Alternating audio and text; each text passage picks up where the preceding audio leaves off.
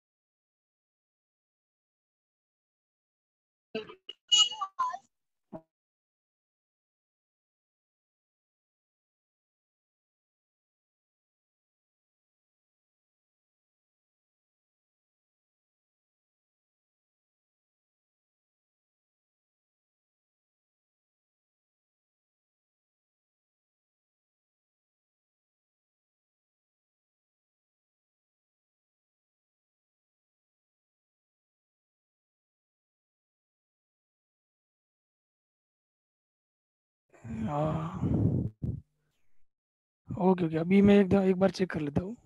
ये यहाँ पे ये बोला ना, host disable participant screen sharing.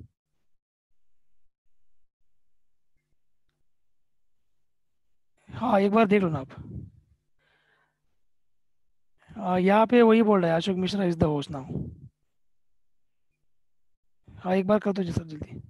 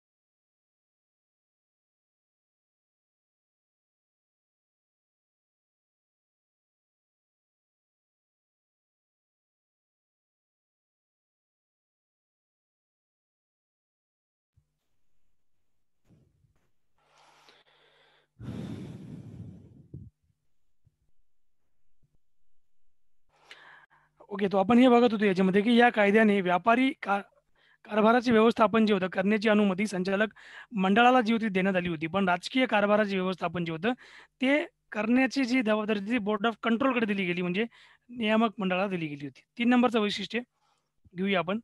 3 नंबरच्या वैशिष्ट्यामध्ये हे म्हटलं गेलं की या कायद्यानुसार हा जो कायदा होता पिट्स इंडिया ऍक्ट, यानुसार भारतातील ब्रिटिशांच्या ताब्यातील नागरी आणि लष्करी शासन विषयक तद्वतच महसूल विषयक सर्व कामकाजाचे पर्यवेक्षण व निर्देशन करण्याचे अधिकार नियामक मंडळाला देण्यात आले होते.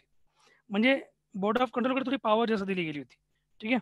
म्हणजे जसं तुम्ही बघितलं की ब्रिटिशांचे जे काही ताब्यातील नागरी, जे काही सिव्हिल आणि मिलिटरी जो काही एरिया होता, म्हणजे प्रशासनाचा एरिया होता, त्यातला महसूल गोळा करण्याचा अधिकार देखील बोर्ड ऑफ कंट्रोलकडे दिला गेला होता. किंवा महसूलविषयीचे सर्व कामकाजाचे पर्यवेक्षण जे आहे, म्हणजे जे काही लक्ष ठेवणार ऑब्झर्वेशन, ते सगळं बोर्ड ऑफ कंट्रोल ठेवणार. कारण थोडासा हे भ्रष्टाचार करायचे कधी कधी ईस्ट इंडिया कंपनीवाले. त्यामुळे ब्रिटिश गव्हर्नमेंटने, ब्रिटिश पार्लमेंटने या दोन गोष्टी केल्या होत्या इथं. ठीक आहे, पुढच्या पॉईंटकडे जाऊया आपण आता. बघा आता पुढचा आहे भारतातील कंपनी म्हणजे काय, ब्रिटिश ईस्ट इंडिया कंपनी. भारतातील कंपनीच्या क्षेत्राला ब्रिटिशांच्या ताब्यातील क्षेत्र म्हणजेच area under British government, British rule असे संबोधणे. ठीक आहे, असे संबोधने एक प्रकारे, आणि भारतातील कंपनीच्या व्यवहारांवर व प्रशासनावर ब्रिटिश सरकारचे सर्वोच्च नियंत्रण प्रस्थापित करणे, या दोन कारणांसाठी हा कायदा महत्वाचा ठरतो, हे तुम्ही लक्षात घ्या. आता पुढचा कायदा आहे संधी कायदा. संधी कायद्याला चार्टर ऍक्ट म्हणतो आपण. मला एक सांगा, आतापर्यंत ब्रिटिशांनी किती चार्टर ऍक्ट भारतामध्ये पास केले होते? कोणी सांगेल का मला याचा आन्सर? ब्रिटिश सरकारने किती चार्टर ऍक्ट भारतामध्ये पास केले होते? इन नंबर, 1 2 3 4 5 6 किती आहेत? Anyone else can tell me the answer? How many charter acts were passed by the British India किंवा ब्रिटिश गव्हर्नमेंट इन इंडिया? जे इतिहासामधले आहेत ते आपण घेणार नाही आहेत. ठीक आहे, हिस्ट्रीच्या पॉईंट ऑफ व्ह्यूने जे इम्पॉर्टंट आपल्याला. ठीक आहे, आता एक्झाम पॉईंट ऑफ व्ह्यूने जे आहे, म्हणजे पॉलिटीच्या पॉईंट ऑफ व्ह्यूने टोटल संधी कायदे 4 होते ब्रिटिशांनी पास केलेले. पहिला होता 1793चा, 1793चा. दुसरा 1833चा, 13चा होता, 1813. तिसरा 1833 जो मी तुम्हाला इथे दिला बघा. आणि चौथा जो होता, चौथा 1853चा. मग आता मी 1793 आणि 1813 हे दोन आपल्याला इम्पॉर्टंट नाही आहेत. त्यामुळे हे चार्टर ऍक्ट आपण इथं डिस्कस करणार नाहीत, कारण ते हिस्ट्रीमध्ये तुम्हाला डिटेलमध्ये शिकायला मिळतील. चार्टर ऍक्ट 1833 हा जो 1833चा जो चार्टर कायदा होता, हा कायदा म्हणजे ब्रिटिश भारतातील केंद्रीकरणाच्या दृष्टीने अंतिम टप्पा होता, हे तुम्ही लक्षात घ्या इथे. This was the final step taken by the British government in India. ठीक आहे, आणि या कायद्याची वैशिष्ट्य मी तुम्हाला आता वन बाय वन पुढील प्रमाणे सांगतो. बघा, चार्टर ऍक्टची सिरीज जी होती ना, ही 20-20 वर्षानंतर हे कायदे करायचे ब्रिटिश. 20 इयर्स. कारण तुम्ही बघा ना, 1793चा पहिला, 20 वर्षाचा गॅप, लगेच 1813 20 इयर्स गॅप होता बघा. लगेच 1833 20 इयर्स गॅप. लगेच 1853 इथे 20 इयर्स गॅप. बरोबर. मग अशा प्रकारे याला आपण म्हणतो चार्टर ऍक्ट्स. मग संधी कायदा 1833चा याचे वैशिष्ट्य काय होते ते आपल्याला बघणं महत्वाचं आहे. मला एक सांगा, गव्हर्नर जनरल ऑफ बेंगॉल हे जे पद होतं, हे कोणत्या कायद्यानुसार बनवण्यात आलं होतं? कोण सांगेल मला? 1773. अगदी बरोबर, 1773 एक्झॅक्टली. पहिले बेंगॉल गव्हर्नर ऑफ बेंगॉल होता पहिले. पण 1793 पासून जेव्हा ब्रिटिशांनी कायदे करायला सुरुवात झाली, त्यावेळेस गव्हर्नर जनरल ऑफ बेंगॉल हे नवीन पद तयार केले गेले त्या कायद्यानुसार. आता हा जो कायदा आहे संधी कायदा, ह्या कायद्यानुसार भारतामध्ये गव्हर्नर जनरल ऑफ बेंगॉल या पदाऐवजी आता नवीन पद तयार केलं गेलं, ते म्हणजे गव्हर्नर जनरल ऑफ इंडिया. तेव्हा बंगालचा होता, आता इंडियाचा असणार आहे. पूर्ण भारताचा गव्हर्नर जनरल असणार आहे तो आता. आणि या कायद्याची वैशिष्ट्य अशी आहे बघा. पहिलं वैशिष्ट्य काय, या कायद्यानुसार बंगालच्या गव्हर्नर जनरलला भारताचा गव्हर्नर जनरल करण्यात आले, आणि त्याला सर्व नागरी व त्याला बाकीचे कायदेविषयक अधिकार होते ते त्याला देण्यात आले होते. ठीक आहे, नागरी कायदे म्हणजे काय, नागरी म्हणजे सिव्हिल आणि जे काही लिगल जे काही राईट्स होते, हे सगळे गव्हर्नर जनरल ऑफ इंडिया याला देण्यात आले होते. आणि आता पूर्ण सिस्टम सेंट्रलाइज झाली ना. पहिले कसं होतं, बंगाल सुप्रीम होतं, बंगालच्या खाली कोण होतं, बॉम्बे आणि मद्रास, हे दोन त्यांच्या अंडर काम करणार. पण आता काय केलं ब्रिटिशांनी, ब्रिटिश जे गव्हर्नमेंट भारतातलं होतं यांनी आता काय केलं, जो बेंगॉल सुप्रीम होता तो बेंगॉल पण गेला, बॉम्बे आणि इकडे मद्रास, हे तिघांना एक करून टाकलं आणि पूर्ण भारत त्यांनी करून टाकला. आता म्हणजे इंडियाचा एक गव्हर्नर जनरल असणार आहे, ज्याच्या अंडर सगळे काही असणार आहे. पुढचा पॉईंट घेऊया. इथपर्यंत क्लिअर आहे? हो. ठीक आहे, पुढचा पॉईंट घेऊया आपण.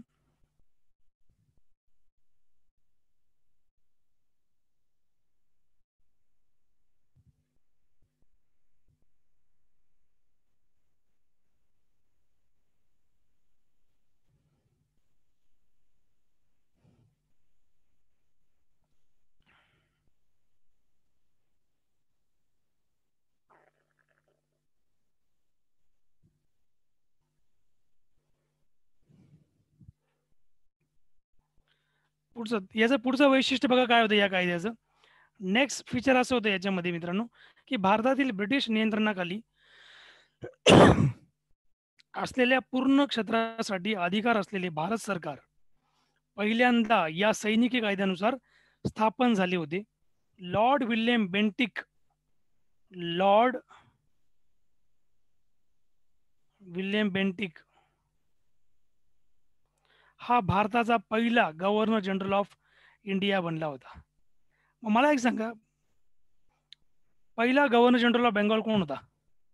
नाव सांगू शकता? कालच्या Lord class Warren Hasting. Exactly, Lord Warren Hastings.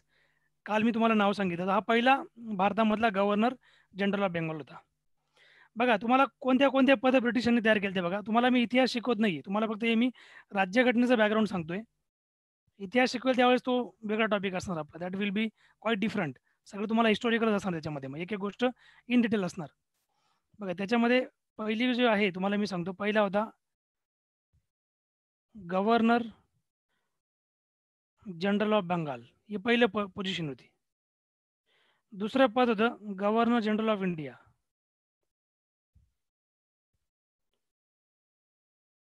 तिसरं पद होतं गव्हर्नर, आता गव्हर्नर जनरल ऑफ इंडिया होता ना, तिसरं पद होतं व्हाईसरॉय ऑफ इंडिया. आता हे कोणत्या कायद्यानुसार झाले तुम्हाला मी पुढे सांगेल. आणि अजून एक होतं गव्हर्नर ऑफ बेंगॉल, फक्त गव्हर्नर. गव्हर्नर ऑफ बेंगॉल पहिला कोण होता, कोणी नाव सांगू शकतं? पहिला गव्हर्नर ऑफ बंगाल कोण होता? गव्हर्नर जनरल नाही, गव्हर्नर जनरल वॉरेन हेस्टिंग होता. गव्हर्नर ऑफ बंगाल, ज्याने बंगाल जिंकला मुघलांकडून, he became the first governor of Bengal. नाव सांगू शकता कोणी याचं? सगळ्यात फेमस इतिहासाचा म्हणजे पर्सनॅलिटी म्हणजे तो व्यक्ती, ब्रिटिश व्यक्ती होता.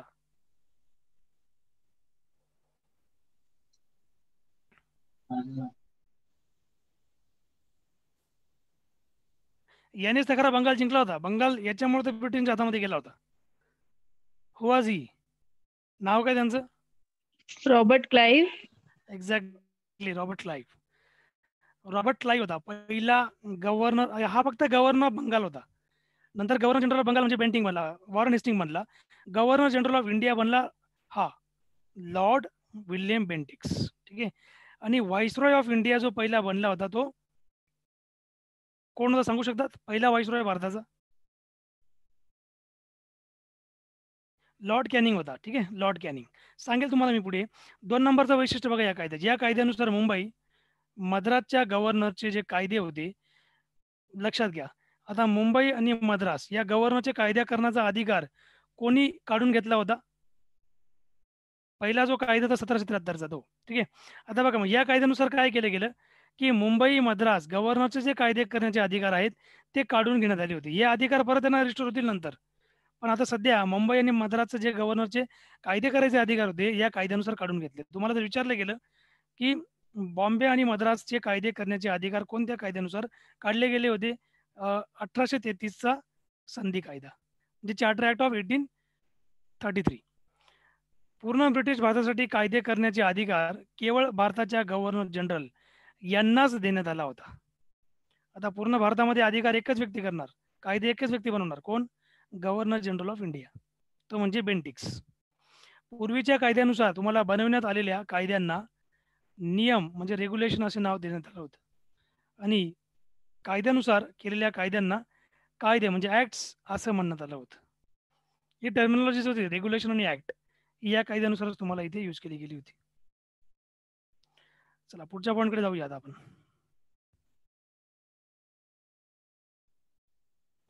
3 नंबरचं वैशिष्ट्य या कायद्याचं बघा. या कायद्यानुसार ईस्ट इंडिया कंपनीचे व्यापारी संस्था,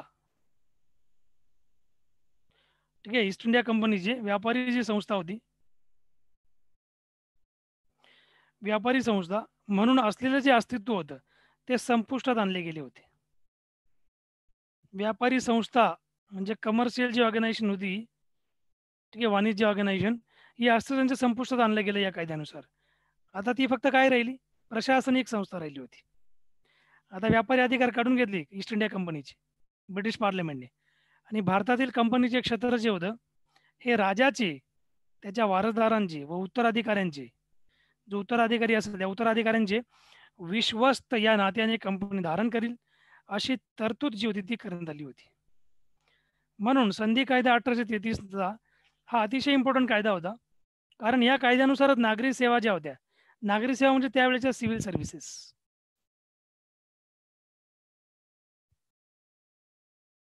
सिव्हिल सर्व्हिसेस नागरी सेवकांच्या निवडीसाठी मुक्त स्पर्धात्मक पद्धती आणण्याचा प्रयत्न केला गेला होता. म्हणजे open competition for civil services, ज्यामध्ये भारतीयांना देखील पार्टिसिपेशन दिलं जाईल, भारतीय देखील भाग घेऊ शकतात, कारण भारतीयांचं कोऑपरेशन ब्रिटिश प्रशासनामध्ये अतिशय गरजेचं होतं.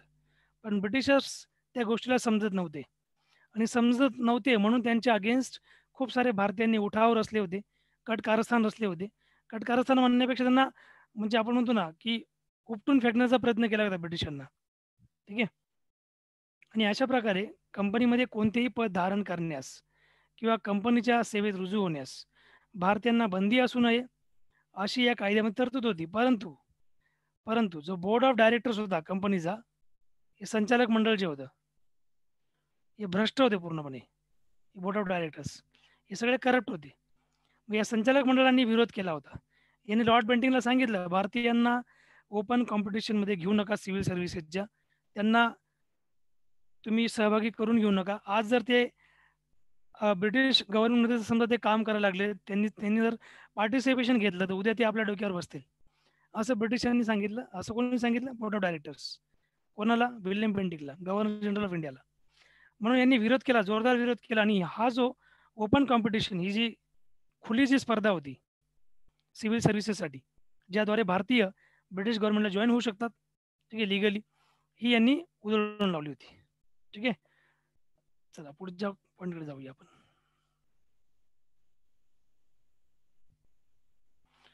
आता 1853चा संधी कायदा.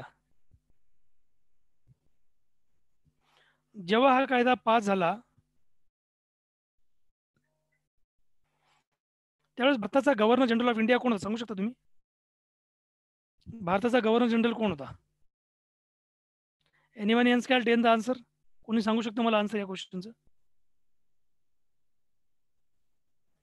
जेव्हा 1853चा चार्टर कायदा पास केला गेला, सनदी कायदा आपण त्याला म्हणतो मराठीमध्ये, त्यावेळेस भारताचा गव्हर्नर जनरल ऑफ इंडिया कोण होता? बघा, गव्हर्नर जनरल ऑफ इंडियाचे 5 वर्षाचा कार्यकाळ राहायचा भारतामध्ये. ते ब्रिटिश तिकडून यायचे, ते ब्रिटन इंग्लंडमधून यायचे. ब्रिटिश कंपनी त्यांना इकडे अपॉइंट करायची. तिकडे त्यांच्या UPSC सारख्या एक्झाम व्हायच्यात कुठं इंग्लंडमध्ये. तिकडे कॉम्पिटिशन व्हायची, तिकडून ते सिलेक्ट झाले की त्यांना कंपनीकडे पाठवायची, मग त्यांना इकडे मोठा अधिकार बनवायचे ते, ठीक आहे. त्यावेळेस जेव्हा भारतामध्ये या सिव्हिल सर्व्हिस UPSC नावाचा प्रकारच माहिती नव्हता त्यावेळेस, ठीक आहे. मग बघा, त्यावेळेचा जो आपला viceroy governor general of India होता, तो होता सगळ्यात वेल नोन आहे हा डलहौसी, लॉर्ड डलहौसी, ठीक आहे. बघा, 1793 तर 1853 या कालावधीमध्ये ब्रिटिश संसदेने केलेल्या संधी कायद्याच्या मालिकेतील हा शेवटचा कायदा होता. म्हणजे चार्टर ॲक्टच्या सिरीजमधला हा शेवटचा चार्टर ॲक्ट होता. This was a last. आणि भारताच्या राज्यघटनेच्या विकासातील हा एक महत्त्वाचा टप्पा मानला जातो. या कायद्याची वैशिष्ट्य मी तुम्हाला पुढील प्रमाणे सांगतो. आता आणि बघा जसं मी तुम्हाला मागच्या कायद्यामध्ये सांगितलं, की ओपन खुली स्पर्धा जी होती सिव्हिल सर्व्हिसेससाठी जी बेंटिकने चालू केली होती, पण त्याला बोर्ड ऑफ कंट्रोलचा मोठा विरोध झाला होता, की भारतीयांना न सामील करण्याचा. आता लॉर्ड डलहौसीने काय केलं मग? लॉर्ड डलहौसीने ही जी ओपन कॉम्पिटिशन होती, याला पुन्हा यांनी स्टार्ट केलं आणि कोणताही विरोध जो होता तो हुडकून लावला होता. ठीक आहे. याने भारतीयांचं पार्टिसिपेशन घेण्याचा प्रयत्न केला. या कायद्यानुसार प्रथमच गव्हर्नर जनरलच्या काउन्सिलची म्हणजे मंडळाचे कायदेविषयक कार्य आणि कार्यकारी कार्य म्हणजे आपण त्याला म्हणतो लेजिस्लेटिव्ह फंक्शन्स आणि एक्झिक्युटिव्ह फंक्शन्स यामध्ये भेद केला गेला होता, फरक केला गेला होता. यामध्ये लेजिस्लेटिव्ह काउन्सिलर म्हणून संबोधल्या जाणाऱ्या 6 नव्या सदस्यांच्या काउन्सिलमध्ये समावेश केला गेला होता. 6 नव्या काउन्सिलचा.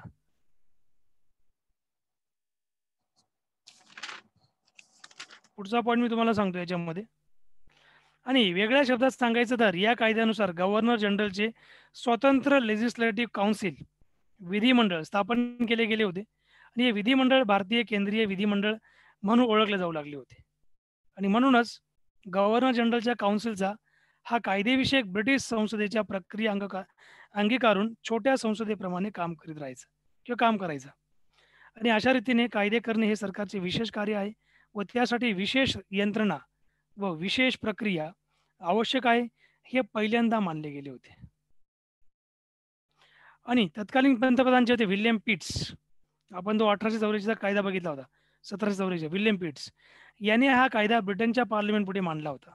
कोणता? 1853चा संधी कायदा. त्यामुळे या कायद्यास पिट्सचा इंडिया ऍक्ट हा थोडासा मागचा बॅकग्राऊंड आहे आपलं. बघा आता झालं असं, हा जो पार्ट आहे ना, 1 मिनिट तुम्हाला मी सांगतो. हा इथं पिट्स इंडियाचा भाग आलेला आहे, याला आपण कट करूया इथून. याचा आणि संधी कायद्याचा काही संबंध नाही या पॉईंटचा. हा पॉईंट आपण कट केला आहे. 2 नंबरचं वैशिष्ट्य बघा, या कायद्यानुसार नागरी सेवांमध्ये भरतीसाठी व निवडीसाठी खुली स्पर्धा पद्धती सुरू करण्यात आली होती आणि त्यानुसार इसवी सन 1854 मध्ये मॅकॉले समितीची भारतीय नागरी सेवा संबंधी समिती नियुक्ती करण्यात आली होती. मला एक सांगा, मॅकॉले समिती कशा संबंधी होती? मॅकॉले कमिटी जी डलहौसीने अपॉइंट केली होती 1854 या वर्षी या साली. आणि ही जी समिती होती मॅकॉले, ज्या सिव्हिल सर्व्हिसेस भारतामध्ये होतील याचं पूर्ण कंडक्ट करणं, त्यांचे एक्झाम वगैरे घेणं, रिक्रुटमेंट करणं त्याच्यामध्ये अधिकाऱ्यांची, हे सगळं कामकाज कोण बघणार? मॅकॉले समिती. ही समिती आपण केली गेली होती या सगळ्या गोष्टींचा अभ्यास करण्यासाठी.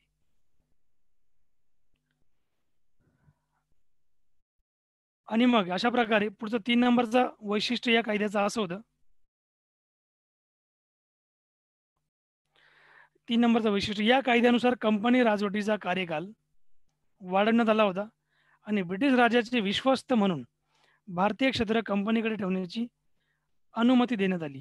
तथापि अगोदरच्या संधांप्रमाणे यामध्ये कालमर्यादा निश्चित करण्यात आल्या नाहीत. ठीक आहे. आणि संसदेला वाटेल त्यावेळी कंपनीची राजवट, संसद कुठली? ब्रिटिश संसदेला वाटेल त्यावेळी कंपनीची राजवट संपुष्टात आणता येईल याचे हे स्पष्ट निर्देशक होते. आता ईस्ट इंडिया कंपनी जी होती, EIC British east India company, याने खूप सारा भ्रष्टाचार भारतामध्ये केला होता या कंपनीने. त्यामुळे ब्रिटिश पार्लमेंटचा यांच्यावरचा ट्रस्ट जो होता तो उडाला होता. ब्रिटिश पार्लमेंटचं म्हणणं हे होतं की हे जे आहेत ईस्ट इंडिया कंपनीवाले, यांना आपण खूप तारलं, यांना खूप आपण वागून घेतलं, यांना खूप आपण पुढे ॲडजस्ट केलं, पण तरी देखील याच्यामध्ये काम करणारे जे अधिकारी होते, जेव्हा वरच्या लेवलचे होते, ते काही मात्र त्यांची बिहेवियर जी होती ती करप्ट जे वर्तणूक होती ती मात्र ते बदलत नव्हते. ठीक आहे. त्यामुळे मग कंपनीने ब्रिटिश संसदेने गेम केला.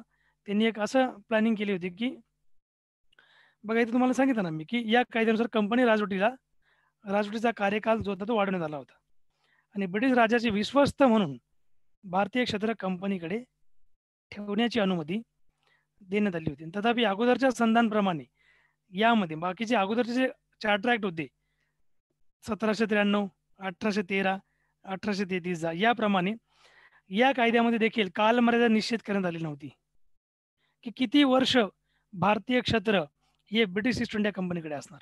ही कालमर्यादा याच्यामध्ये नव्हती. म्हणजे याचा स्पष्ट निर्देशक होता ब्रिटिश पार्लिमेंटने स्पष्ट असे संकेत दिले होते की त्यांना जेव्हा वाटेल तेव्हा ते ईस्ट इंडिया कंपनीला खतम करू शकतात. कालमर्यादा दिली नाही ना की तुम्ही किती वेळ अजून भारतामध्ये राहायचंय कंपनीला. ठीक आहे. म्हणून 4 नंबरचा मुद्दा असा होता, 4 नंबरचं वैशिष्ट्य या कायद्यानुसार पहिल्यांदाच भारतीय केंद्रीय विधिमंडळामध्ये स्थानिक प्रतिनिधित्व देण्यात आले होते. गव्हर्नर जनरलच्या काउन्सिलमधील किंवा मंडळातील नव्या 6 कायदे सदस्यांपैकी 4 सदस्य मद्रास, मुंबई, बंगाल, आग्रा येथील स्थानिक प्रांतिक सरकारे नियुक्त करतील अशी देखील तरतूद या कायद्यामध्ये केली गेली होती.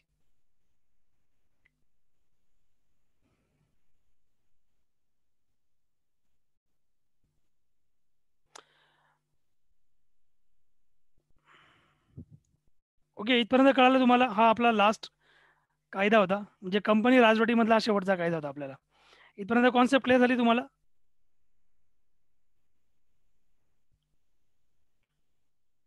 चला सगळ्यांनी सांगा मला हो. लवकर. एनी क्वेश्चन टिल नाव? काही प्रश्न असतील तर आतापर्यंतचे विचारा मला. पुढचा आपण कायदा घेऊया आता नवीन, जो आता मी तुम्हाला राजाची राजवट, आता आपण कंपनी राजवट बघितली होती. आता पुढचा जो मी तुम्हाला सांगणार आहे याच्यामध्ये, त्यात मी तुम्हाला सांगणार राजाची राजवट. ठीक आहे. राजाची राजवटचा अर्थ असा आहे की आता ईस्ट इंडिया कंपनीचं जे अस्तित्व होतं हे ब्रिटिश गव्हर्नमेंटने संपुष्टात आणलं होतं. आणि संपुष्टात कधी आणलं? जेव्हा 1857चा भारतीय स्वतंत्र समर झाला होता. ठीक आहे. सगळ्यात मोठं युद्ध ब्रिटिशांसोबत जे भारतीय लोकल रुलर्सने केलं होतं भारताच्या, त्यानंतर भारताचा त्याच्यामध्ये पराभव झाला. इंडियाचे रुलर जे होते त्याच्यामध्ये हारलेत आणि ब्रिटिशांचा विजय झाला. आणि ब्रिटिशांनी मग याच 1857 नंतर पूर्ण भारतावर राज्य करायला सुरुवात केली होती. कारण 1800 जो आपण 33चा 53चा आता जो कायदा आपण बघितला, ठीक आहे, या कायद्यानुसार मी तुम्हाला या गोष्टी इथे स्पष्ट केल्या. पुढची स्क्रीन मी तुम्हाला शेअर करतोय. जस्ट 1 मिनिट द्या मला.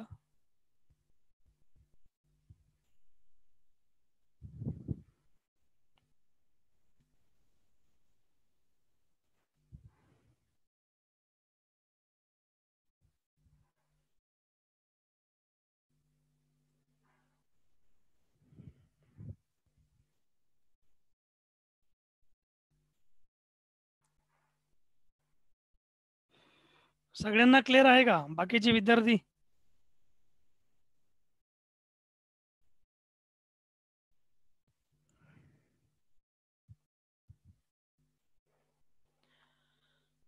मागच्या वर्षी एक्झाम फॉर्म अप्लाय केला असे किती विद्यार्थी आहेत?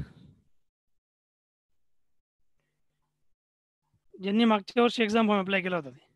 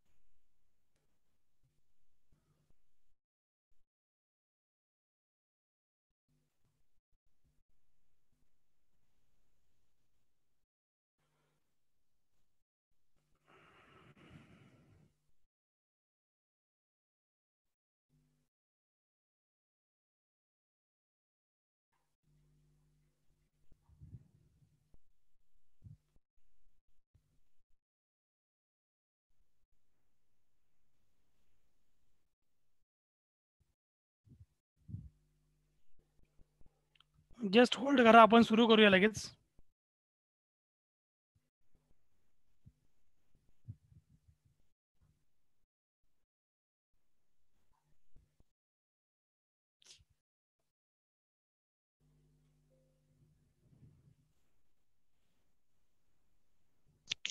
सर आम्ही लास्ट इयर तर फॉर्म नाही भरलाय, पण यावर्षी द्यायची एक्झाम, आणि ती पण फर्स्ट टाइम. ओके तर ओके. सांगा ना आतापासून काय करायचं. कोण बोलताय तुम्ही? नाव तुमचं? Vishakha. Okay okay. Last year तुम्ही फॉर्म नव्हता भरला? नाही भरलाय सर. कारण ते आता माझं आता डॉक्युमेंट्सचा इश्यू होता. डोमिसाईल नव्हती. तर मी यावर्षी काढली आहे. ओके. तर आता भरणार आहे. डोमेसाईल तुमचं झालंय का आता निघालंय? हां, हां. ओके. मग आता फॉर्म जेव्हा आता ॲडव्हर्टाइज येणार तेव्हा भरून टाकायचा फॉर्म आता. आता काही इश्यू नाहीये. सर पण आता कधी येणार आहे? काहीच येत नाही एम-पी-एस-सीचं. ते पुढे ढकलतायत तेच सांगतात ना न्यूजमध्ये. मेन म्हणजे मागच्या वर्षाच्या अजून एक्झाम झाल्या नाहीत. सगळ्यात हां, महत्त्वाची तेच गोष्ट. सर. सर मग यावर्षी आम्ही नाही ना देऊ शकत? ज्यांनी लास्ट इयर फॉर्म भरलाय तेच देणार ना, जी आता एक्झाम येणार ती?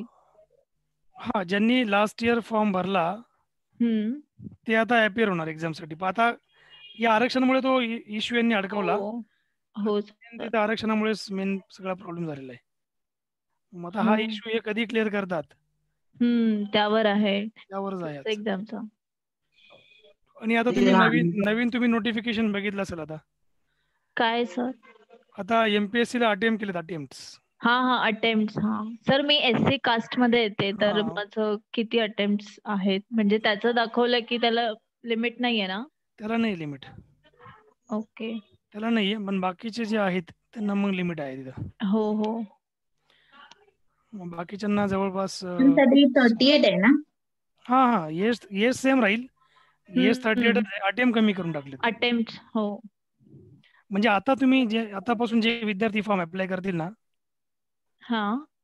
आतापासून अटेम्प्ट कन्सिडर करतील. आतापर्यंत जेवढ्या एक्झाम दिल्या गेल्या, आता काही ओके. विद्यार्थ्यांनी जर 5-5, 6-6 वेळा एक्झाम दिल्यात. ठीक आहे. हां, हां. त्यांचे ते अटेम्प्ट नाही काउंट होणार. आता इथून पुढे जे एक्झाम देतील, ते अटेम्प्ट काउंट होतील.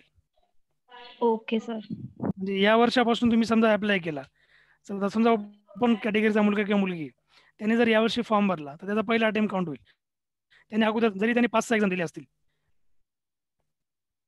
पण तरी तो आता आता म्हणजे 21 मध्ये जर फॉर्म भरेल, त्याचा तो पहिला अटेम्प्ट झाला. असे किती असं 6 अटेम्प्ट आहेत ना? असे 6 अटेम्प्ट ओपनसाठी आहेत आणि ओबीसीला 9 केलेले आहेत. अच्छा. म्हणजे युपीएससी सारखं करून टाकलं ना यांनी. युपीएससीला ओबीसीला 35 एज आहे, ओपनला 33 आहे. सॉरी 32 आहे ओपनला. आणि त्यांचे अटेम्प्ट सेम आहे 6 आणि 9. तसं यांनी केलेलं आहे. चला स्क्रीन मी आता ओपन करतोय.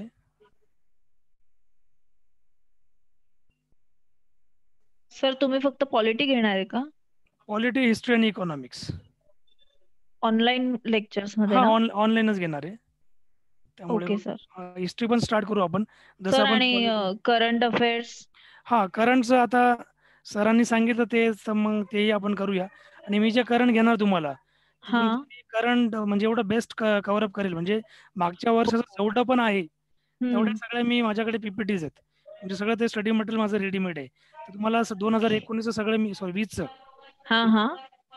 तर आता डिसेंबरपर्यंतचं मी सगळं घेऊ शकतो. पण त्यांनी जर तसं लेक्चर लावलं, तर मग मी तसं करून देईन. सर प्लीज घ्या, कारण होत नाही आमचं करंट अफेअर्स. नाही, मी घ्यायला घेऊन टाकेन.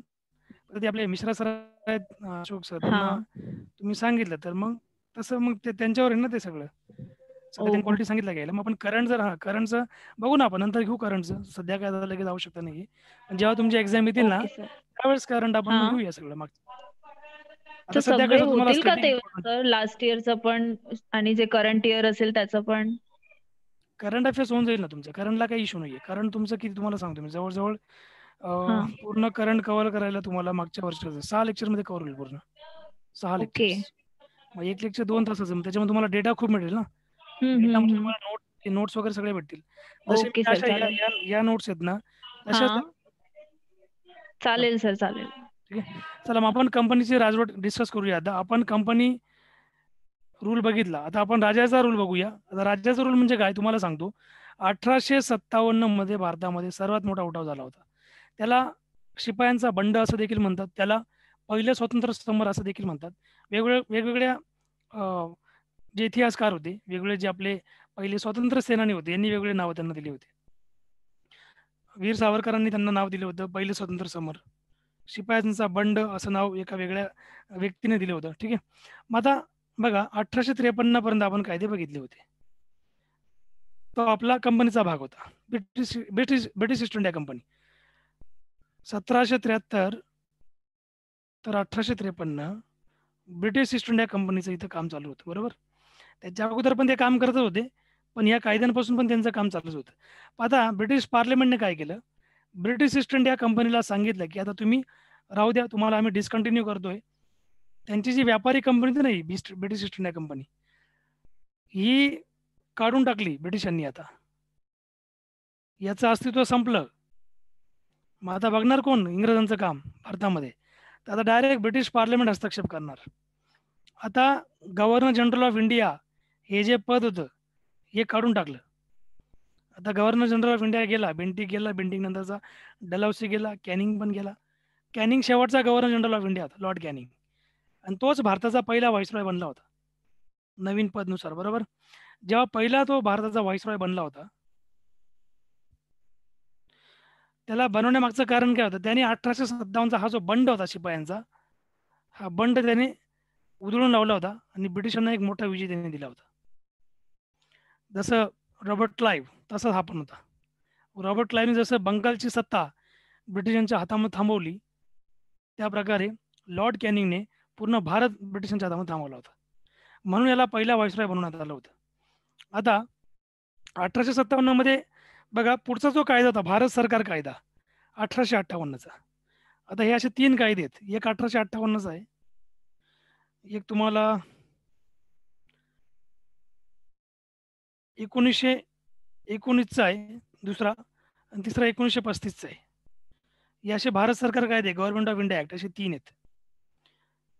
तिघांचं मी तुम्हाला इम्पॉर्टन्स सांगेल. मग आता 1857ला जो काही उठाव झाला त्यामध्ये ब्रिटिशांना वित्तीय हानी तसेच त्यांना भौतिक हानी, दोघी हानी त्यांना झाल्या होत्या. त्यांचं खूप सारं सैन्य मारले गेलं होतं. त्यातलं अर्ध तर भारतीयच होतं, ठीक आहे, ब्रिटिशांच्या फोर्समधले. ते त्याच्यामध्ये मारले गेले. त्यांचे बरेचसे गोरे लोक मारले गेले होते. त्यानंतर त्यांना जसा इकॉनॉमिकल फटका बसला या उठावानंतर, मग त्यांनी आता डिसाईड केलं की भविष्यामध्ये असा कोणताही प्रकारे उठाव भारतीय लोक, भारतीय नागरिक त्यांच्या अगेन्स्ट करणार नाही, याची ते दखल अंदाजे घेणार. आणि त्यामुळे आता आत्तापर्यंत त्यांनी जे कायदे केले होते, आता काहीतरी वेगळं आपल्याला करून दाखवावं लागणार, तरच आपण भारतीयांचा विश्वास जिंकू शकतो आणि भारतामध्ये आपण एक long term rule, long term शासन चालवू शकतो. त्यामुळे ब्रिटिशांनी आता ही पॉलिसी बदलली. ईस्ट इंडिया कंपनीला हटवणं गरजेचं होतं, कारण सगळा जो घोळ केला होता, एवढे सारे युद्ध जे आतापर्यंत केले होते ते यांनीच केले होते, ब्रिटिश ईस्ट इंडिया कंपनीने. यांनी पूर्ण भारत लुटला. म्हणजे ब्रिटिश संसदेला जो पैसा ब्रिटिश इंडियाकडे जायचा, म्हणजे इंग्लंडला जायचा भारतातून, जो माल वगैरे, पैसा वगैरे, तो सगळा पैसा यांच्या अधिकाऱ्यांनी खाल्ला, ब्रिटिश ईस्ट इंडिया कंपनीच्या, ठीक आहे. म्हणून यांना हुसकून लावलं त्यांनी. आणि मग आता हा जो कायदा केला, या कायद्याचे वैशिष्ट्य आपण बघूया. यामध्ये बघा, पहिलं स्वातंत्र्य युद्ध किंवा शिपायांचे बंड असं देखील या कायद्याला म्हणतो आपण. या 1857च्या घटनेला आपण म्हणतो. आणि 1857च्या उठावानंतर हा महत्वाचा कायदा मानला जातो. भारताच्या सुशासनासाठीचा कायदा म्हणून संबोधल्या जाणाऱ्या या कायद्याने ईस्ट इंडिया कंपनी संपुष्टात आणली होती, खतम करून टाकली ईस्ट इंडिया कंपनी. आणि शासनाचे प्रादेशिक नियंत्रणाचे व महसूल विषयक जे अधिकार होते, महसूल म्हणजे काय, पैसे गोळा करायचा अधिकार, महसूल विषयी जे अधिकार होते हे ब्रिटिश राजघराण्याकडे देण्यात आले. म्हणून राजाची राजवट, लक्षात घ्या. ओके.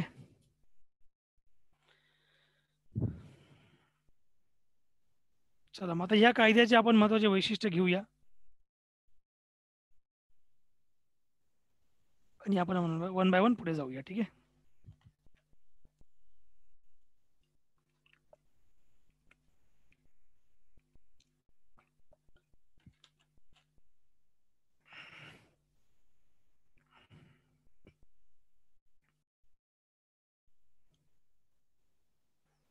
बघ, कायद्याची वैशिष्ट्य काय आहेत. यापुढे भारताचे सरकार राणीच्या नावाने, म्हणजे राणीद्वारा चालवण्यात येणार, अशी या कायद्यामध्ये तरतूद होती. भारताच्या गव्हर्नर जनरलच्या पदाचे नाव भारताचा व्हाईसरॉय असे बदलण्यात आले होते. आणि व्हाईसरॉय हा ब्रिटिश राजघराण्याचा भारतातील थेट प्रतिनिधी असणार होता, थेट प्रतिनिधित्व असणार होता. लॉर्ड कॅनिंग हा भारताचा पहिला व्हाईसरॉय बनला. लक्षात घ्या, नोट डाऊन करून घेत जायचं. पहिला व्हाईसरॉय कोण बनला? लॉर्ड कॅनिंग बनला होता. आणि शेवटचा गव्हर्नर जनरल ऑफ इंडिया हाच होता. 2 नंबरचं वैशिष्ट्य असं होतं, नियामक मंडळ म्हणजे आपण आता बघितलं बोर्ड ऑफ कंट्रोल आणि बोर्ड ऑफ डायरेक्टर्स, नियामक मंडळ आणि संचालक मंडळ हे विसर्जित करून टाकलेत. दुहेरी शासनाची पद्धत देखील रद्द केली हे विसर्जित केल्यानंतर. आणि 3 नंबरचं वैशिष्ट्य असं होतं या कायद्याचं,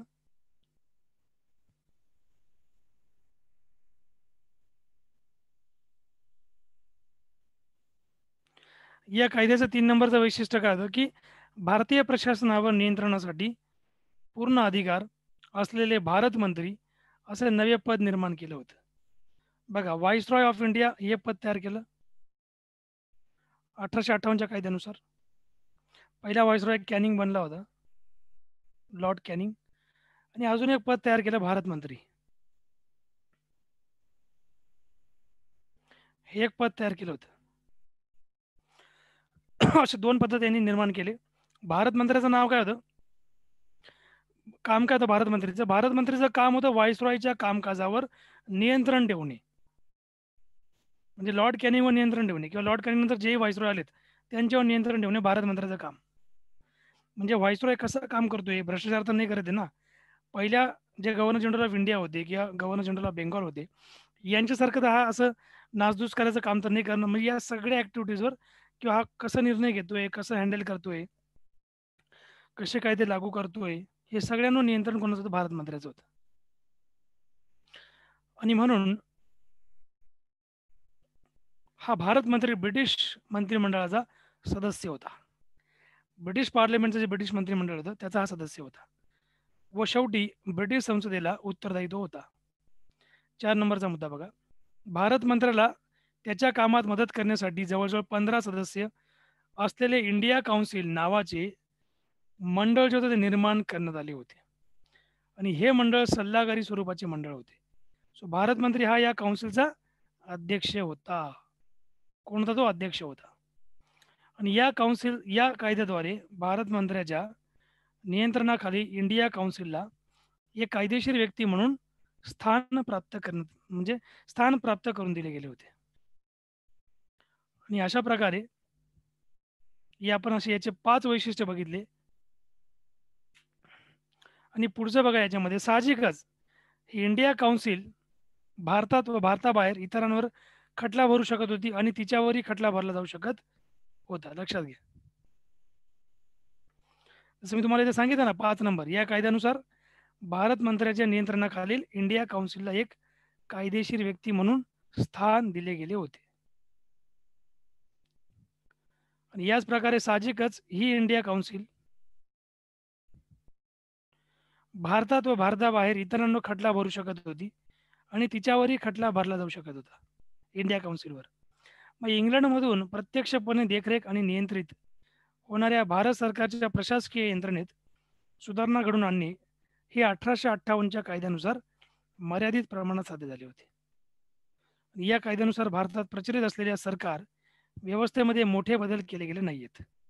ठीक आहे, चला पुढचा पॉईंट आपण घेऊया याच्यामध्ये. आता इंडिया काउन्सिल बघा, पुढे तुम्हाला मी सांगितलं की ज्या प्रकारे 1858चा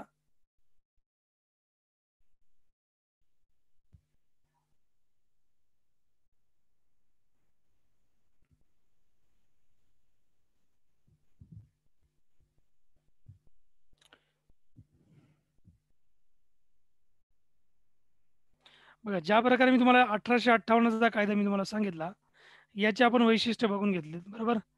आता पुढे तुम्हाला एक 3 कायद्यांची सिरीज आहे, ज्याला आपण म्हणतो काउन्सिल ऍक्ट, मंडळ कायदे. हे 3 कायदे कोणते कोणते? 1861चा पहिला मंडळ कायदा, दुसरा 1892चा मंडळ कायदा आणि 1909चा मंडळ कायदा. असे 3 मंडळ कायदे ब्रिटिशांनी पास केले नंतर. पहिला 61चा, दुसरा 42, तिसरा 1909चा. हा जो कायदा होता यालाच म्हणतात मॉर्लेमेंटो रिफॉर्म्स. इतिहासातला फेमस कायदा म्हणजे 1909चा. बघा, इसवी सन 1857च्या मोठ्या उठावानंतर देशाच्या प्रशासनामध्ये भारतीयांचे सहकार्य मिळवावे अशी आवश्यकता ब्रिटिश सरकारला वाटू लागली होती. कारण भारतीयांच्या पार्टिसिपेशन शिवाय काही होणारच नाहीत. ठीक आहे, त्यामुळे ब्रिटिशांना एक भारतीयांचं पार्टिसिपेशन घेऊ वाटलं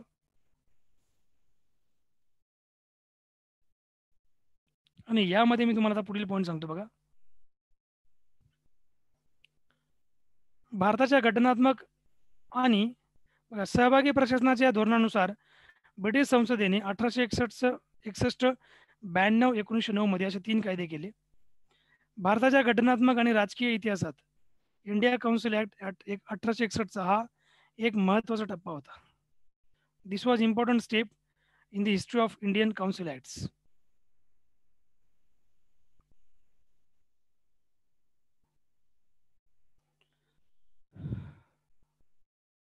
आता पहिला मी तुम्हाला इथे सांगतोय तो म्हणजेच 1861च्या कायद्याची वैशिष्ट्ये.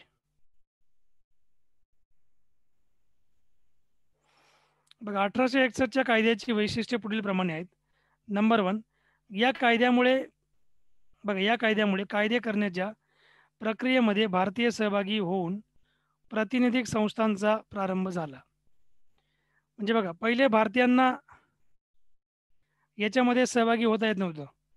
ठीक आहे, परंतु ब्रिटिशांना कुठेतरी असं वाटलं की भारतीयांना आपण पार्टिसिपेट केल्याशिवाय आपल्याला भारतीय लोकांचं जे काही कायदे बनवणं आहे, म्हणजे यांना कशा प्रकारचे कायदे लागतील, कशा प्रकारे आपण इथं कायदा व सुव्यवस्था आपण राबवू शकतो, यासाठी आपल्याला डायरेक्ट काही भारतीय लोकांना अपॉइंट करावं लागेल व्हाईसरॉयच्या काउन्सिलमध्ये. ठीक आहे, आणि या व्हाईसरॉयने त्याच्या विस्तारित काउन्सिलमध्ये काही भारतीयांना अशासकीय सदस्य म्हणजे नॉन गव्हर्नमेंट सदस्य म्हणून नामनिर्देशित करावे अशी तरतूद केली गेली होती. ठीक आहे, अशी तरतूद केली गेली होती. तत्कालीन व्हाईसरॉय लॉर्ड कॅनिंगने इसवी सन 1862 मध्ये त्याच्या काउन्सिलमध्ये बनारसचा राजा, पतियाळाचे महाराज आणि सर दिनकर राव येते लक्षात घ्या, या 3 भारतीयांना नाम निर्देशित केले होते. जर तुम्हाला एक्झामला क्वेश्चन केला गेला, ठीक आहे, 1862चा जो काउन्सिल ऍक्ट होता, या कायद्यानुसार व्हाईसरॉयच्या काउन्सिलमधील पुढील कोणत्या 3 व्यक्तींची ब्रिटिश व्हाईसरॉय किंवा ब्रिटिश सरकारने भारतातल्या निवडणूक केली होती, अपॉइंटमेंट केली होती, ते म्हणजेच बनारसचा राजा, पतियाळाचा महाराज, सर दिनकर राव. हे 3 भारतीयांना नामनिर्देशित केलं होतं नॉन गव्हर्नमेंट मेंबर म्हणून ब्रिटिश व्हाईसरॉयच्या काउन्सिलमध्ये. म्हणजे आता ब्रिटिश जे कायदे बनवत आहेत, हे कायदे बनवण्यामागे या तिघांचं पण मत ब्रिटिशर्स घेऊ शकतात, हे तिन्ही जे काही लोक होते यांचे. ठीक आहे, आणि बघा पुढचा तुम्हाला एक जनरल पॉईंट इथं दिला आहे बघा मी साईडला. त्या काळी कंपनीतील नागरी सेवांचे कॉन्व्हेंटेड सिव्हिल सर्व्हिसेस, आणि हा जनरल पॉईंट आहे, हा याच्यामध्ये नाही आहे 61च्या कायद्यामधला. आणि अनकॉन्व्हेंटेड सिव्हिल सर्व्हिसेस असे 2 वर्ग होते. यापैकी कॉन्व्हेंटेड सिव्हिल सर्व्हिसेस या वरिष्ठ नागरी सेवा होत्या. ठीक आहे, एवढं इम्पॉर्टंट नाही आपल्याला, पुढचं घेऊया.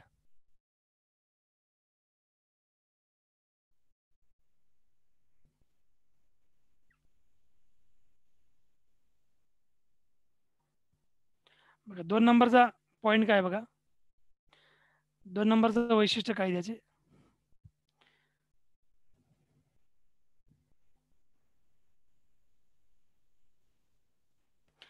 मुंबई व मद्रास प्रांतांना कायदे करण्याचे अधिकार देऊन या कायद्याने विकेंद्रीकरणाच्या पुनर्स्थापनेची प्रक्रिया सुरू केली होती.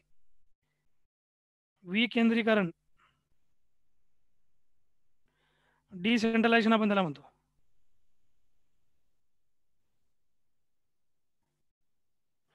डिसेंट्रलायझेशनची जी प्रक्रिया होती ती सुरू केली होती. मुंबई मद्रास प्रांतांना कायदे करण्याचे अधिकार पुन्हा वापस दिले गेले. लक्षात घ्या बरं. मला एक सांगा, मुंबई व मद्रास या दोन्ही प्रांतांचे कायदे करण्याचे अधिकार कोणत्या कायद्यानुसार काढून घेतले गेले होते? कोण सांगेल? ऑलरेडी पॉईंट तुम्हाला मी सांगितलेला आहे.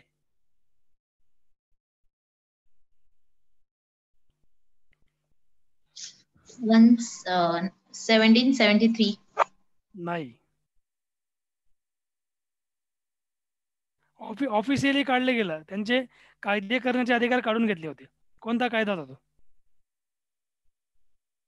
1773 मध्ये यांना बेंगॉलच्या अंडर आणलं गेलं होतं, पण तेव्हा यांना कायदे करायचे त्यांचे अधिकार होते, पण इतके मुक्तपणे नव्हते, Or कारण बेंगॉल वर्चस्व करायचं दोघांना. आत्ताच मी तुम्हाला कायदा शिकवला तो. संधी कायदा होता. कधीचा संधी कायदा? चार्टर ऍक्ट होता. कोणता?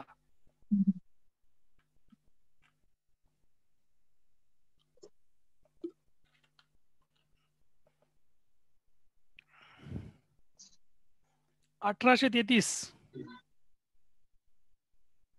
लॉर्ड विल्यम बेंटिक, पहिला गव्हर्नर जनरल ऑफ इंडिया, या कायद्यानुसार या दोघांचे कायदे करण्याचे अधिकार काढून घेतले होते, परंतु हे पुन्हा रिस्टोर केले गेले 1861च्या काउन्सिल ऍक्टद्वारे. बघा इथे एक लाईन आहे बघा, मुंबई व मद्रास प्रांतांना कायदे करण्याचे अधिकार देऊन या कायद्याने विकेंद्रीकरणाच्या पुनर्स्थापनेची प्रक्रिया सुरू केली. विकेंद्रीकरण म्हणजे काय? डिसेंट्रलायझेशन. डिसेंट्रलायझेशन म्हणजे काय? Power division. पॉवर डिव्हिजन म्हणजे काय? केंद्रामध्ये पण कायदा होतो, राज्यामध्ये कायदा राज्य करू शकतं. प्रांत आपले आपले कायदे करणार आणि केंद्र आपले कायदे वेगळे करणार. त्याला आपण म्हणतो विकेंद्रीकरण. पहिले असा अधिकार यांचा काढून घेतला होता ना 1833च्या कायद्याने. म्हणून इसवी सन 1773च्या नियामक कायद्यानुसार सुरू झालेला आणि संधी कायदा 1833 यामध्ये सर्वाधिक असलेला केंद्रीकरणाचा जो कल होता, कारण या दोन्ही 1833 आणि 1773 या दोघा कायद्यांनुसार ब्रिटिश सरकारने केंद्रीकरणावर फोकस केला होता. कशावर? केंद्रीकरणावर. आणि 1861चा जो काउन्सिल कायदा होता याने विकेंद्रीकरणावर फोकस केला. केंद्रीकरण म्हणजे काय? सेंटर जो कायदा लागू करणार तो सगळ्यांना मान्य असणार, बरोबर? त्याला आपण केंद्रीकरण म्हणतो, म्हणजे सगळं केंद्राचं चालणार. मग केंद्रीकरणाचा कल या कायद्यानुसार नाहीसा होऊन विकेंद्रीकरणाच्या धोरणास चालना मिळाली. कायदे करण्याचे अधिकार सोपविण्याच्या या धोरणामुळे 1937 मध्ये 1937 मध्ये प्रांतांना अंतर्गत व्यवहारांमध्ये जवळजवळ संपूर्ण स्वायत्तता मिळाली होती. प्रांतांना स्वायत्तता. प्रांत म्हणजे काय बघा, आता आपण काय म्हणतो? राज्य म्हणतो आणि केंद्र म्हणतो. पहिले काय म्हणायचे? केंद्र म्हणायचे पहिले, नाही राज्य म्हणायचे. सॉरी, प्रांत म्हणायचे. प्रांत म्हणजे काय? राज्य. मग 1937 मध्ये प्रांतांना अंतर्गत व्यवहारांमध्ये जवळजवळ संपूर्ण काय स्वायत्तता मिळाली होती. आणि बंगाल, वायव्य सरहद प्रांत आणि पंजाब यांच्यासाठी नवीन कायदेमंडळे स्थापन करण्याची तरतूद सुद्धा या कायद्यातच होती. त्यानुसार अनुक्रमे 1862, 1866 आणि 1897 यामध्ये त्यांची स्थापना केली गेली होती.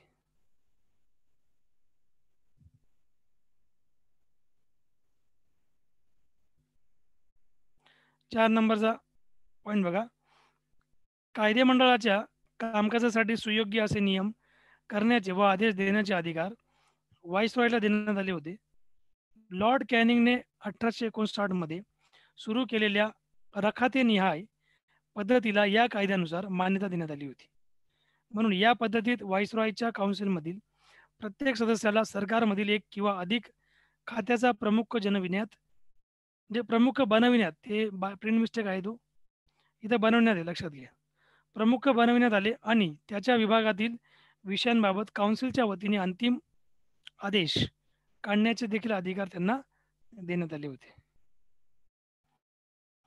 सो हा जो कायदा होता आपला, हा 61चा कायदा. आता 92चा कायदा घेऊया आपण.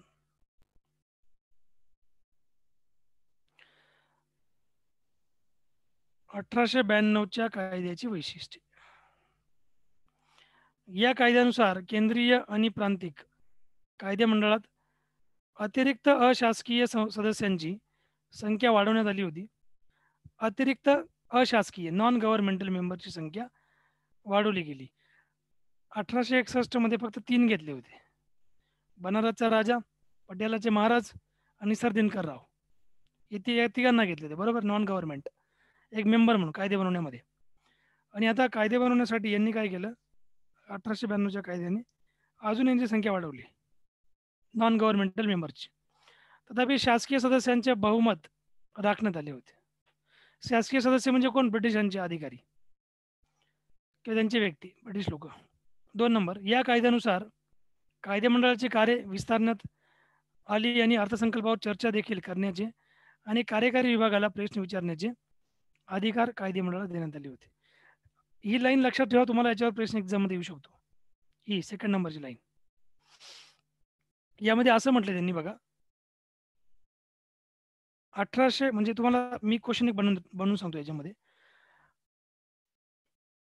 कोणत्या कायद्यानुसार अर्थसंकल्पावर चर्चा करण्यास सुरुवात झाली होती ब्रिटिश काळामध्ये? तो म्हणजे 1892चा कायदा. ठीक आहे. या कायद्यानुसारच अर्थसंकल्प जो होता तो मांडला गेला, त्याच्यावर चर्चा विनिमय करू लागले होते पार्लमेंटमध्ये, ब्रिटिश व्हाईसरॉयच्या काउन्सिलमध्ये. याबरोबर या कायद्याचे तिसरे वैशिष्ट्य आपण घेऊया. 3 नंबरचं वैशिष्ट्य बघा कायद्याचे. या कायद्यामध्ये एक प्रांतिक कायदे मंडळाच्या शिफारशीनुसार आणि बंगाल चेंबर ऑफ कॉमर्सच्या शिफारशीनुसार व्हाईसरॉयने केंद्रीय कायदे मंडळात आणि जिल्हा मंडळे, नगरपालिका, विद्यापीठे, व्यापारी संस्था, जमीनदार आणि व्यापारी संघटना यांच्या शिफारशीनुसार गव्हर्नरने प्रांतिक कायदे मंडळात काही अशासकीय सदस्य नामनिर्देशित करण्याची तरतूद त्यांनी केली होती.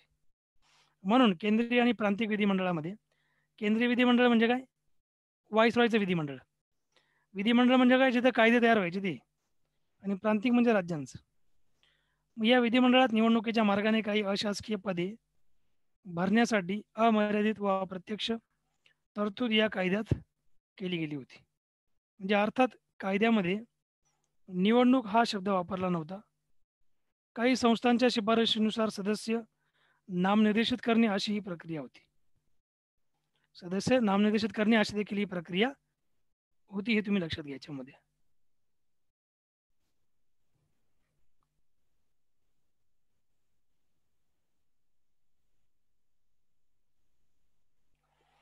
पुढचा पॉईंट आहे 1909च्या कायद्याची वैशिष्ट्ये.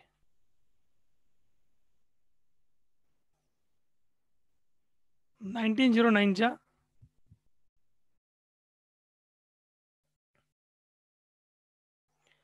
कायद्याची वैशिष्ट्ये.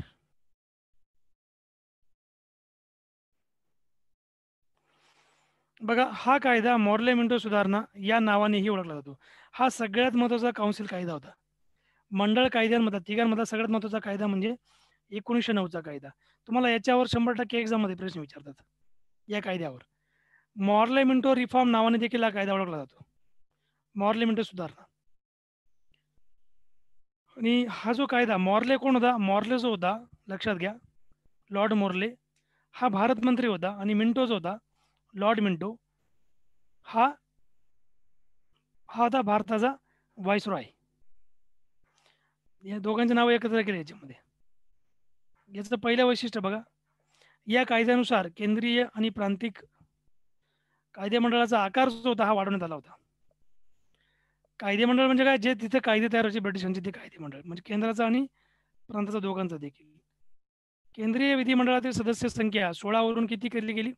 60 केली गेली होती. बघा, केंद्रीय विधिमंडळातील सदस्य संख्या किती? त्या अगोदर 16 होती. या कायद्यानुसार किती केली? 60. बघा, हे सगळे पॉईंट लक्षात ठेवा बरं. एक एक MPSC अशी एक्झाम आहे, तुम्हाला एक एक पॉईंट लक्षात ठेवणं गरजेचं आहे. असं नाही आपण वरवर वाचून घेताना आपलं होऊन जाईल. त्यामुळे तुम्हाला सगळे इन डिटेल मी देतोय.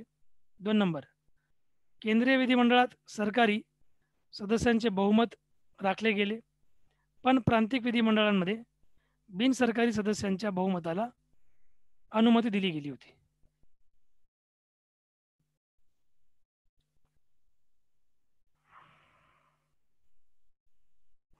तीन नंबरचं वैशिष्ट्य, या कायद्यानुसार दोन्ही स्तरांवर कायदे मंडळाच्या विचार विनिमय व चर्चा करण्याच्या कार्यात वाढ केली गेली. जसं उदाहरण बघा, सदस्यांना पूरक प्रश्न विचारण्याची अर्थसंकल्पासंबंधी ठराव मांडण्याची अनुमती देण्यात आली होती. आणि 4 नंबरचं वैशिष्ट्य या कायद्याचं असं होतं की या कायद्यानुसार पहिल्यांदाच भारतीयांना व्हाईसरॉय व गव्हर्नर यांच्या कार्यकारी मंडळात सहभागी करण्याची तरतूद केली गेली. सत्येंद्र प्रसाद, इथं स्पेलिंग मिस्टेक झालेली आहे, प्रिंट मिस्टेक. इथं हा जो शब्द आहे ना, हा चुकीचा आहे. या शब्द असा येते बघा, सत्येंद्र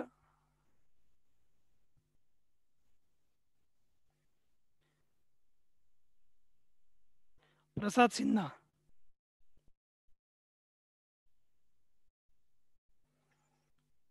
बघा, सत्येंद्र प्रसाद सिन्हा हे व्हाईसरॉयच्या कार्यकारी मंडळात सहभागी होणारे पहिले भारतीय ठरले होते आणि त्यांची कायदा सदस्य म्हणून नियुक्ती करण्यात आली होती. कोणते सदस्य म्हणून? कायदा सदस्य म्हणून.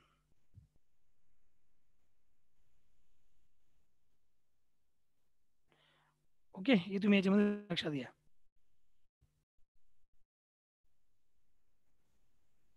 पाच नंबरचं वैशिष्ट्य घ्या. बघा, याच्यामध्ये अजून एक तरतूद होती, ती म्हणजे बघा, स्वतंत्र मतदारसंघ. हे सगळ्यात डेंजर काम ब्रिटिश यांनी भारतामध्ये केलं होतं. जे नको करायला होतं ते यांनी केलं होतं.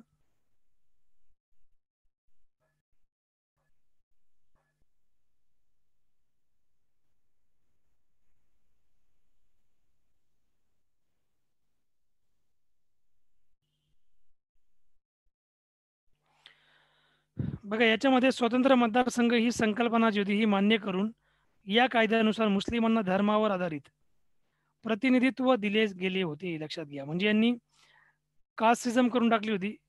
हिंदू मुस्लिम यांनी वेगवेगळे करून टाकले होते. यांनी स्वतंत्र मतदारसंघ करणे म्हणजेच काय? फूट पाडणे भारतीयांमध्ये. ठीक आहे. म्हणजे जाती जातीमध्ये फूट पाडणे, धर्मामध्ये फूट पाडणे हे यांचं काम होतं. फूट पाडावं, राज्य करा, हे यांचं घोषवाक्य होतं ब्रिटिशांचं. ठीक आहे. तोडं फोडं आणि राज करू, या प्रकारे मुस्लिमांना धर्मावर आधारित त्यांनी प्रतिनिधित्व दिले होते. म्हणजे बघा, मुस्लिम नागरिक फक्त मुस्लिम व्यक्तीलाच मतदान करणार इलेक्शनमध्ये, असं यांनी करून टाकलं होतं. हिंदूलाच मतदान करणार इलेक्शनमध्ये. आणि ज्या काही बाकी शेड्यूल कास्ट होता त्यांच्यामध्ये देखील यांनी करून टाकलं होतं की शेड्यूल कास्टचा नागरिक शेड्यूल कास्टलाच वोटिंग करणार, या प्रकारे. म्हणजे त्यानुसार मुस्लिम सदस्य केवळ मुस्लिम मतदारांकडूनच निवडले जातील. या कायद्यानुसार सांप्रदायिकतेला, सांप्रदायिक म्हणजे काय? धर्मवाद. सांप्रदायिकतेला कायदेशीर स्वरूप मिळाले होते. म्हणून लॉर्ड मिंटोला सांप्रदायिक मतदारसंघाचे जनक म्हणून ओळखले जाऊ लागले होते. कोणाला? लॉर्ड मिंटोला. तुम्हाला जर एक्झामला क्वेश्चन केला गेला सांप्रदायिकतेचा जनक किंवा सांप्रदायिक मतदारसंघाचा जनक कोणाला म्हणतात, तर तो म्हणजे लॉर्ड मिंटो. तो व्हाईसरॉय होता. या कायद्यानुसार नगर मंडळे, व्यापारी संघटना, विद्यापीठे व जमीनदार यांना स्वतंत्र प्रतिनिधित्व देण्यात आले होते. हाच तो कायदा होता. ठीक आहे. याच कायद्याने काय केलं? नगर मंडळे, व्यापारी संघटना, विद्यापीठे, जमीनदार यांना देखील स्वतंत्र प्रतिनिधित्व देऊन टाकलं होतं. आणि अशा प्रकारे पुढचा पॉईंट घेऊया आपण. आता पुढचा कायदा महत्वाचा आहे, तो म्हणजे भारत सरकार कायदा 1919चा. पहिला भारत सरकार कायदा कधीचा होता, सांगू शकता का?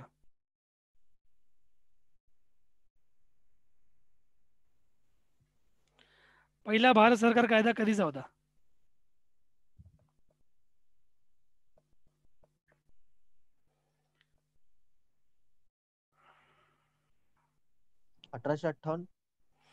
अगदी बरोबर. 1858चा पहिला होता भारत सरकार कायदा. त्यानुसार ब्रिटिशांचं टार्गेट काय होतं? सुशासन भारतामध्ये तयार करणं. सुशासनाच्या दृष्टिकोनाने तो पहिली त्यांची स्टेप होती 1858चा कायदा. त्यानंतर मग 3 काउन्सिल एक आपण डिस्कस केले आता. 1861चा, 1892चा आणि 1909चा. आणि आता आहे तो म्हणजे तुमचा नेक्स्ट भारत सरकार कायदा 1919. 20 ऑगस्ट 1917 रोजी भारतामध्ये टप्प्याटप्प्याने जबाबदार सरकार स्थापन करण्याचे उद्दिष्ट असल्याचे ब्रिटिश सरकारने पहिल्यांदाच घोषित केलं होतं. म्हणजे या कायद्याचा उद्देश काय होता ब्रिटिशांचा? जो 1858चा भारत सरकार कायदा होता त्यानुसार सुशासन प्रस्थापित करणे, भारतामध्ये सुशासन लागू करणे. आणि 1919चा हा जो कायदा होता, या कायद्यानुसार भारतामध्ये एक जबाबदार सरकार म्हणून काम करणे. जे British government will be responsible for everything happening in India. जबाबदार असणार, रिस्पॉन्सिबल असणार. म्हणजे त्यानुसार भारत सरकार कायदा 1919 पारित करण्यात आला होता. म्हणजे साधा कुठे उठाव जरी झाला छोटा मोठा, तरी भारत सरकार कायद्याच्या अंतर्गत ब्रिटिश स्वतःला जबाबदार समजतील की आम्ही कुठेतरी चुकलो म्हणून उठाव झाला. म्हणजे इसवी सन 1921 पासून हा कायदा अंमलात आला. बघा, अंमलबजावणी 1921ला झालेली कायद्याची. आला कधी? 1909 मध्ये. या कायद्याला मॉन्टॅग्यू चेम्सफोर्ड रिफॉर्म सुधारणा कायदा असं देखील म्हटलं जातं. आता बघा, मॉन्टॅग्यू कोण होते? भारत मंत्री होता. हा होता भारत मंत्री. आणि दुसरा म्हणजे लॉर्ड चेम्सफोर्ड, हा होता व्हाईसरॉय. He was viceroy. ठीक आहे. चला आता तुम्हाला मी याचे सगळे महत्वाचे वैशिष्ट्य सांगतो. बघा, मी याच्यावर एक्झामला प्रश्न येतो बरोबर. हा एक कायदा आहे आणि 35चा एक कायदा आहे. सगळ्यात महत्वाचा कायदा 35चा आहे, कारण तोच कायदा एकमेव कायदा आहे भारतामध्ये ब्रिटिशांनी केलेला, ज्याच्या आधारावर आपली पूर्ण घटना आधारित आहे, ज्याच्या बेसवर. तुम्हाला एक्झामला जर विचारलं गेलं भारतीय राज्यघटना कोणत्या कायद्यावर आधारित आहे, ती म्हणजे 1935चा कायदा.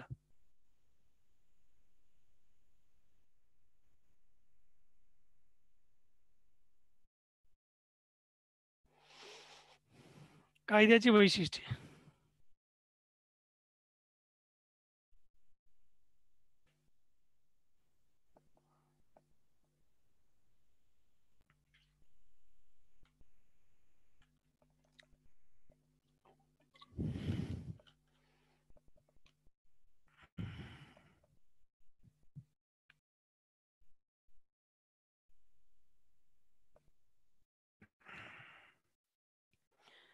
या कायद्याची वैशिष्ट्य बघा. पहिलं वैशिष्ट्य काय होतं कायद्याचं? या कायद्यानुसार केंद्रीय व प्रांतिक विषय वेगळे करून केंद्रांचे प्रांतांवरील जे नियंत्रण होतं ते शिथिल करण्यात आलं होतं. विषयांची वाटणी झाली याच्यामध्ये. विषयांची वाटणी. केंद्र आणि प्रांत. आजच्या घडीला आपण केंद्र व राज्य म्हणतो. केंद्रामध्ये कोण राहायचं? व्हाईसरॉय राहायचं. प्रांतांमध्ये कोण राहायचे? ब्रिटिशांचे गव्हर्नर राहायचे. गव्हर्नर्स. आता बघा, यांनी जो इथं प्रांत म्हटलेला आहे, या कायद्यानुसार केंद्रीय आणि प्रांतिक विषय वेगळे करून केंद्रांच्या प्रांतांवरील नियंत्रण शिथिल करण्यात आलं होतं. म्हणजे केंद्राचं जे नियंत्रण होतं प्रांतांवरचं, ते थोडंसं आता ढिलं केलं गेलं, लूज केलं गेलं, शिथिल केलं गेलं. महत्वाची गोष्ट अजून याच्यामध्ये अशी आहे, कायदे करण्याचा अधिकार तर दोघांना असणार आहे. प्रांतांचा कायदे करण्याचा अधिकार, त्यांच्या विषयामध्ये येणार त्या कायद्यावर कायदे करणार त्या गोष्टींवर. केंद्र त्यांच्या विषयावर कायदे करणार. आता विषय म्हणजे तुम्ही आता सध्याच्या घडीला जर बघितलं भारतीय राज्यघटनेमध्ये, तुम्हाला 3 प्रकारचे विषय आहेत. कोणते कोणते? केंद्र सूची बघा, 3 प्रकारच्या सूची आहेत. केंद्र सूची, राज्य सूची आणि समवर्त सूची.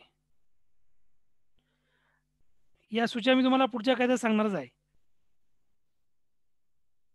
केंद्र सूचीवर अधिकार करायचा कायदे करायचा अधिकार पूर्णपणे केंद्राला आहे.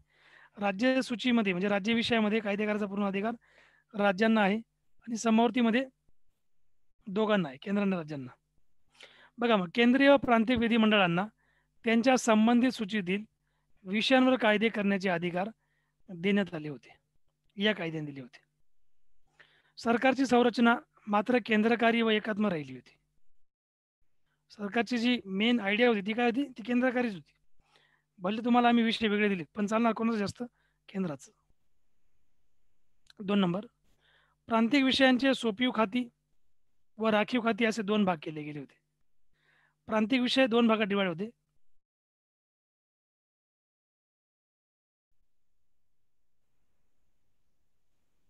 सोपीव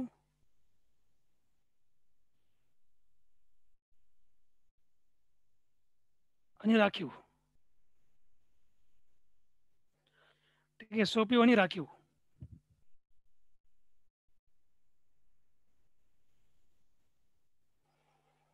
असे 2 भाग केले गेले प्रांतिक विषयांचे. आणि विधिमंडळाला उत्तरदायी असलेल्या मंत्र्यांच्या सहाय्याने गव्हर्नर जे होते प्रांतांचे गव्हर्नर, हे सोपी विषयांचे प्रशासन पाहणार होता. कोणाच्या सहाय्याने? विधिमंडळाला उत्तरदायी असलेल्या जे मंत्री होते, मंत्री, प्रांताचं मंत्रिमंडळ, यांच्या सहाय्याने गव्हर्नर सोपी विषयांचं प्रशासन पाहणार. आणि राखीव विषयांचं प्रशासन कोण बघणार? गव्हर्नर बघणार. गव्हर्नर आणि कोण बघणार? कार्यकारी मंडळ बघणार. हे पाहणार होते. आणि ते विधिमंडळाला उत्तरदायी असणार नव्हते. ठीक आहे, असं हे डिव्हिजन होतं विषयांचं.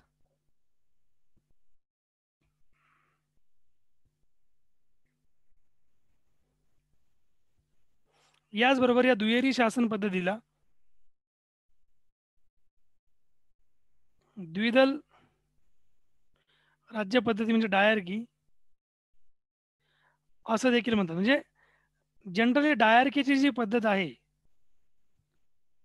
डायरकी म्हणजे काय, दुहेरी शासन व्यवस्था. दुहेरी शासन व्यवस्थेला या कायद्यापासून सुरुवात झाली होती. दुहेरी शासन व्यवस्था हीच होती ना, सोपीव खाती आणि राखीव खाती. याचा उगम डायरकी या ग्रीक शब्दात असून याचा अर्थ दुहेरी शासन असा होतो. परंतु हा प्रयोग बहुतांशी अयशस्वी ठरला होता. म्हणून या कायद्यानुसार भारतामध्ये केंद्रात प्रथमच द्विगृही कायदे मंडळाची निर्मिती करण्यात आली होती, ज्यामध्ये काउन्सिल ऑफ स्टेट्स या वरिष्ठ सभागृहाचा व सेंट्रल लेजिस्लेटिव्ह असेंब्ली या कनिष्ठ सभागृहाचा अंतर्भाव होता. आजच्या प्रेझेंट घडीला आपण लोकसभा राज्यसभा बघतो, बरोबर. ब्रिटिशांच्या काळामध्ये काय म्हणायचे, काउन्सिल ऑफ स्टेट्स म्हणायचे, म्हणजे वरिष्ठ सभागृह, आणि लेजिस्लेटिव्ह असेंब्ली म्हणजे कनिष्ठ सभागृह, म्हणजे लाईक लोकसभा. मग या दोन्ही सभागृहातील बहुतांश सदस्य थेट निवडणुकीतून निवडून आलेले असणार होते. आणि 4 नंबरचा मुद्दा होता, व्हाईसरॉयच्या कार्यकारी मंडळातील 6 सदस्यांपैकी कमांडर इन चीफ किंवा सरसेनापती जर सोडलेत तर 3 सदस्य हे भारतीय असतील अशी तरतूद या कायद्याने केली होती. ओके, आता 5 नंबरचा पॉईंट बघा याच्यामध्ये. बघा, शीख, भारतीय ख्रिश्चन, अँग्लो इंडियन आणि युरोपियन यांच्यासाठी स्वतंत्र मतदारसंघांची तरतूद जी होती ही करून सांप्रदायिकता किंवा सांप्रदायिक प्रतिनिधित्वाचे जे तत्व होते ते अधिक विस्तृत करण्यात आले होते. 1909 मध्ये हा जो कायदा होता, काउन्सिल कायदा 1909चा पार्लिमेंटरी रिफॉर्म, या कायद्यानुसार तुम्ही बघितला असेल तर याच्यामध्ये हिंदू आणि मुस्लिम्स यांना स्वतंत्र मतदारसंघ दिला गेला होता, आणि काही संघटनांना दिला गेला, व्यापारी संघटनांना वगैरे त्यांना दिला गेला होता. पण 1919चा जो कायदा होता याच्यामध्ये हे जे सांप्रदायिकता जी होती, मतदारसंघाचं जे प्रतिनिधित्व होतं जातीच्या आधारावर, धर्माच्या आधारावर, याचं स्वरूप अजून यांनी विस्तृत करून टाकलं या कायद्याने. विस्तृत म्हणजे अजून वाढवलं. शीख याच्यामध्ये त्यांनी ॲड केले, भारतीय ख्रिश्चन्स ॲड केले, अँग्लो इंडियन्स आणि युरोपियन यांच्यासाठी स्वतंत्र मतदारसंघांची तरतूद करून सांप्रदायिक प्रतिनिधित्वाचे तत्व जे होते अधिक विस्तृत करण्यात आले होते. 6 नंबरचा मुद्दा आहे, मालमत्ता कर किंवा शिक्षण या आधारावर मर्यादित लोकांना मताधिकार देण्यात आला होता. आणि 7 नंबरचा मुद्दा आहे, या कायद्यानुसार लंडनमध्ये भारताचा उच्चायुक्त असे नवीन पद निर्माण करण्यात आले आणि भारत मंत्र्याची काही कामे त्यांच्याकडे सोपवण्यात आली होती. आणि 8 नंबरचा वैशिष्ट्य या कायद्याचा असा आहे की या कायद्यामध्ये लोकसेवा आयोग स्थापन करण्याची तरतूद होती. लोकसेवा आयोग म्हणजे काय, UPSC आयोग. त्यानुसार नागरी सेवकांच्या या भरतीसाठी सन 1926 मध्ये केंद्रीय लोकसेवा आयोगाची स्थापना करण्यात आली होती. तुम्हाला एक्झामला 1 लाईनर क्वेश्चन येऊ शकतो, केंद्रीय लोकसेवा आयोगाची स्थापना कोणत्या कायद्यानुसार केली गेली? तर उत्तर असणार आहे भारत सरकार कायदा 1919. एक्झॅक्टली 1919चा भारत सरकार कायदा. आणि कधी झाली तर 1926 मध्ये केंद्रीय लोकसेवा आयोगाची स्थापना केली गेली होती. पुढच्या आपण पॉईंटकडे जाऊया आता.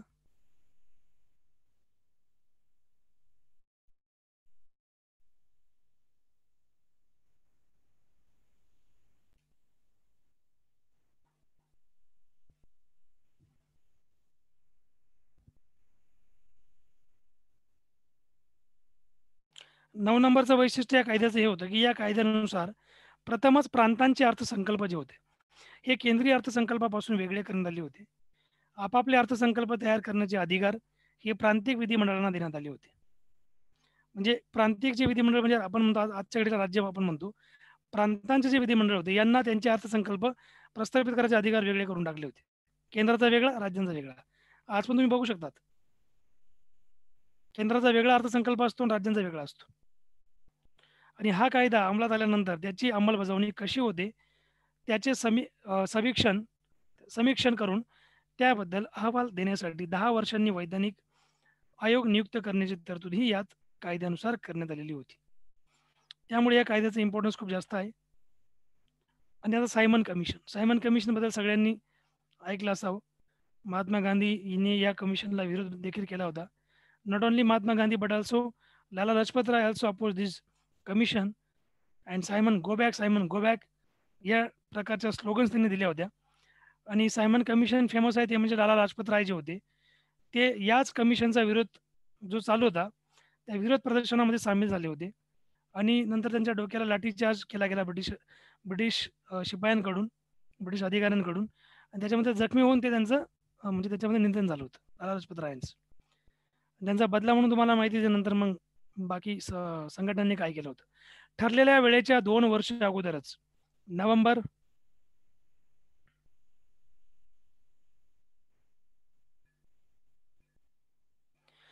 बघा ठरलेल्या वेळेच्या 2 वर्ष अगोदरच नोव्हेंबर 1927 मध्ये 1927 मध्ये नव्या घटनेनुसार भारतातील परिस्थितीवर अहवाल देण्यासाठी ब्रिटिश सरकारने सर जॉन सायमन याच्या अध्यक्षतेखालील 7 सदस्यीय वैधानिक आयोगाची घोषणा केली होती. घोषणा आहे तो प्रिन्विस्टिक वर्ड आहे. या आयोगाचे सर्व सदस्य ब्रिटिश होते. एकही भारतीय याच्यामध्ये नव्हता. म्हणून स्वाभाविकच होतं की सर्व पक्षांनी या कमिशनवर किंवा या आयोगावर बहिष्कार घातला की भारतीय एक पण नाही आणि तुम्ही आले इथं रिपोर्ट घेऊन, अहवाल घेऊन, ठीक आहे, भारतीय राज्यघटनेचा. म्हणून या आयोगाने इसवी 1930 मध्ये आपला अहवाल सादर केला सायमन कमिशनने. आणि दुहेरी शासन व्यवस्था रद्द करावी अशी यांची मागणी, यांनी अशी शिफारस केली होती. प्रांतांमध्ये जी दुहेरी शासन व्यवस्था आहे, राखीव सब्जेक्ट आणि सोपी विषय आणि राखीव विषय ही रद्द करून टाकावी आणि उत्तरदायी सरकार स्थापन करावे, रिस्पॉन्सिबल गव्हर्नमेंट. म्हणून ब्रिटिश भारत आणि संस्थाने यांचे संघराज्य स्थापन करावे. सांप्रदायिक मतदारसंघ पद्धती पुढे चालू ठेवावी. म्हणजे हे ऑलरेडी आग लागली होती, या आगीमध्ये हे अजून तेल टाकून गेलेत सायमन कमिशनवाले, ठीक आहे. या अशा प्रकारच्या शिफारशी यांनी केल्या होत्या. म्हणजे मतदारसंघ सांप्रदायिक हा चालू ठेवा पुढे, ठीक आहे. पुढचा आपण पॉईंट घेऊया. या आयोगाच्या शिफारशींवर विचार विनिमय करण्यासाठी ब्रिटिश सरकारचे प्रतिनिधी, ब्रिटिश भारताचे प्रतिनिधी आणि भारतीय संस्थानांचे प्रतिनिधी यांच्या 3 गोलमेज परिषदा आयोजित केल्या होत्या. आता हा पूर्ण हिस्ट्रीचा पार्ट आहे गोलमेज परिषदा, ही मी तुम्हाला इथे एक्सप्लेन नाही करणार, ठीक आहे. यातील चर्चेनुसार घटनात्मक सुधारणांसंबंधी श्वेतपत्रिका बनवून ब्रिटिश संसदेच्या संयुक्त निवड समितीच्या विचारार्थ सादर करण्यात आली होती. आणि याच्यामध्ये काही बदल करून या समितीच्या शिफारशींचा नंतर भारत सरकार कायदा 1935 मध्ये समावेश करण्यात आला होता. आणि अशा प्रकारे भारत सरकार कायदा 1935 हा भारत संपूर्ण उत्तरदायी सरकार स्थापनेच्या वाटचालीतील हा दुसरा महत्त्वाचा टप्पा होता. आणि हा कायदा तपशीलवार व लांबलचक कायदा होता. आता पुढचा कायदा कोणता आहे? भारत सरकार कायदा. This is very very important.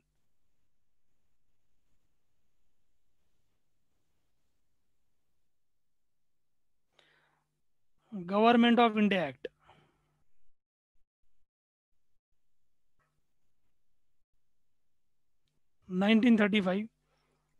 भारतात संपूर्ण उत्तरदायी सरकार स्थापनेच्या वाटचालीतील हा दुसरा एक महत्त्वाचा टप्पा होता. आणि हा कायदा तपशीलवार व लांबलचक कायदा होता. सगळ्यात मोठा कायदा होता. या कायद्यामध्ये जवळजवळ 321 कलमे होती आणि 10 परिशिष्ट होती. इतका मोठा कायदा होता. आणि याच कायद्याच्या आधारावर आपली राज्यघटना आधारित आहे. म्हणजे आपल्या राज्यघटनेमध्ये आपण सगळ्यात जास्त प्रोव्हिजन या कायद्यामधूनच घेतलेले आहेत, हे तुम्ही लक्षात घ्यायचं, ठीक आहे. या कायद्याची वैशिष्ट्य बघूया आपण. या कायद्यात प्रांत आणि संस्थाने हे घटक असलेले अखिल भारतीय संघराज्य स्थापन करण्याची तरतूद होती. आणि या कायद्यानुसार संघसूची केंद्रासाठी 59 विषय, प्रांतसूची प्रांतांसाठी 54 विषय आणि समवर्त सूची दोघांसाठी 36 विषय असे 3 स्वतंत्र सूच्यांच्या माध्यमातून केंद्र आणि राज्यात अधिकारांचे विभाजन केले गेले होते, ठीक आहे.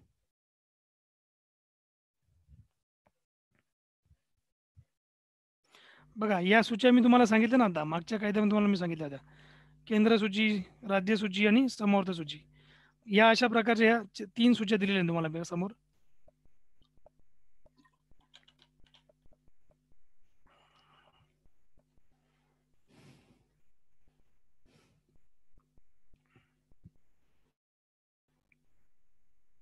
या कायद्याचे आपण वैशिष्ट्य, आता हे पहिलं वैशिष्ट्य आपण बघतोय. या 3 स्वतंत्र सूच्यांच्या माध्यमातून केंद्र आणि राज्यामध्ये अधिकारांचे विभाजन केले गेले होते. Division of power between centre and state according to this 3 list, आपण त्याला म्हणतो कायद्यांची लिस्ट. आता बघा, म्हणजे तुम्हाला सांगायचं तात्पर्य असं आहे माझं इथे,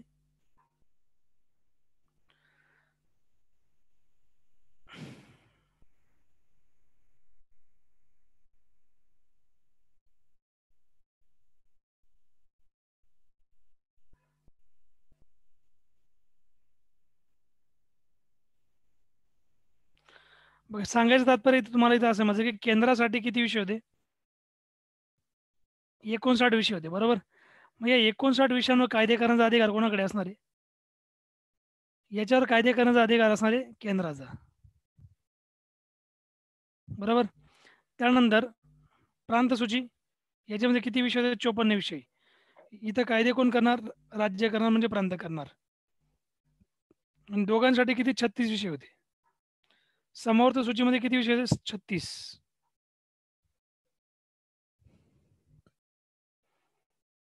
याच्यावर केंद्र आणि प्रांत दोघं कायदे करतील. या 3 स्वतंत्र सूच्यांच्या माध्यमातून केंद्र आणि राज्यात अधिकारांचे विभाजन केले गेले. ओके.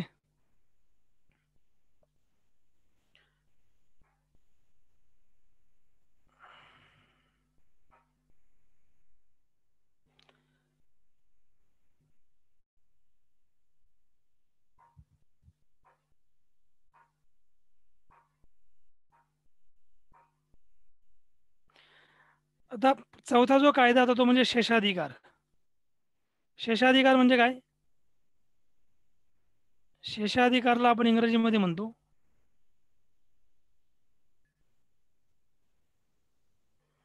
शेषाधिकार.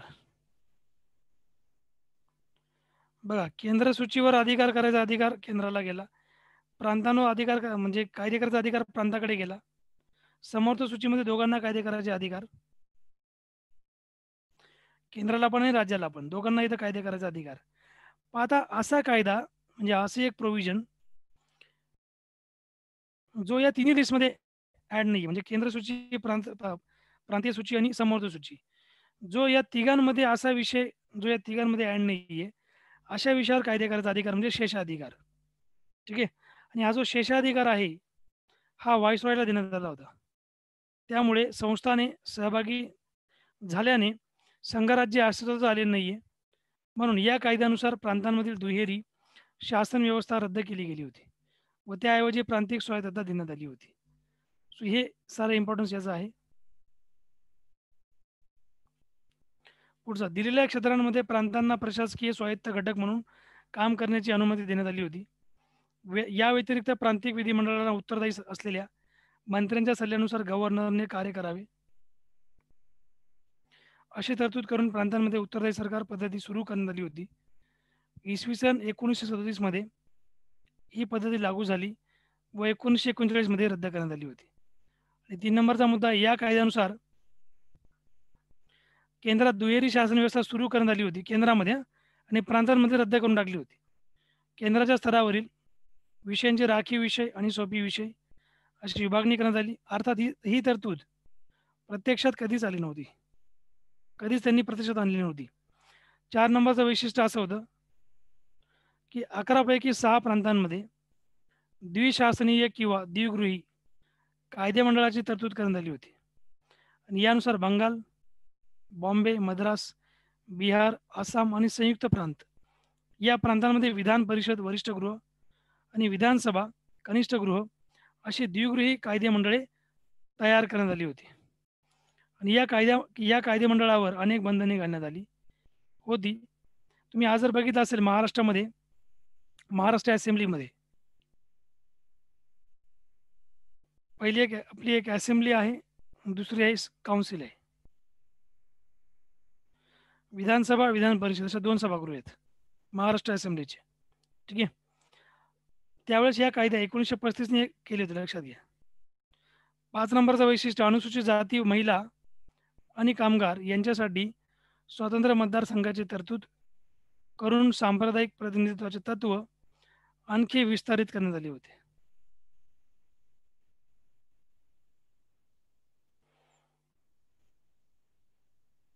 आणि याच्यामधलं पुढचं जे वैशिष्ट्य होते,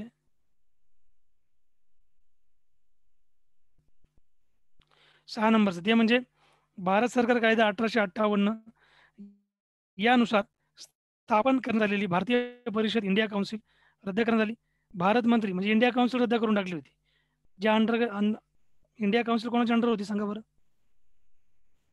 इंडिया काउन्सिल कोणाच्या अंडर होती?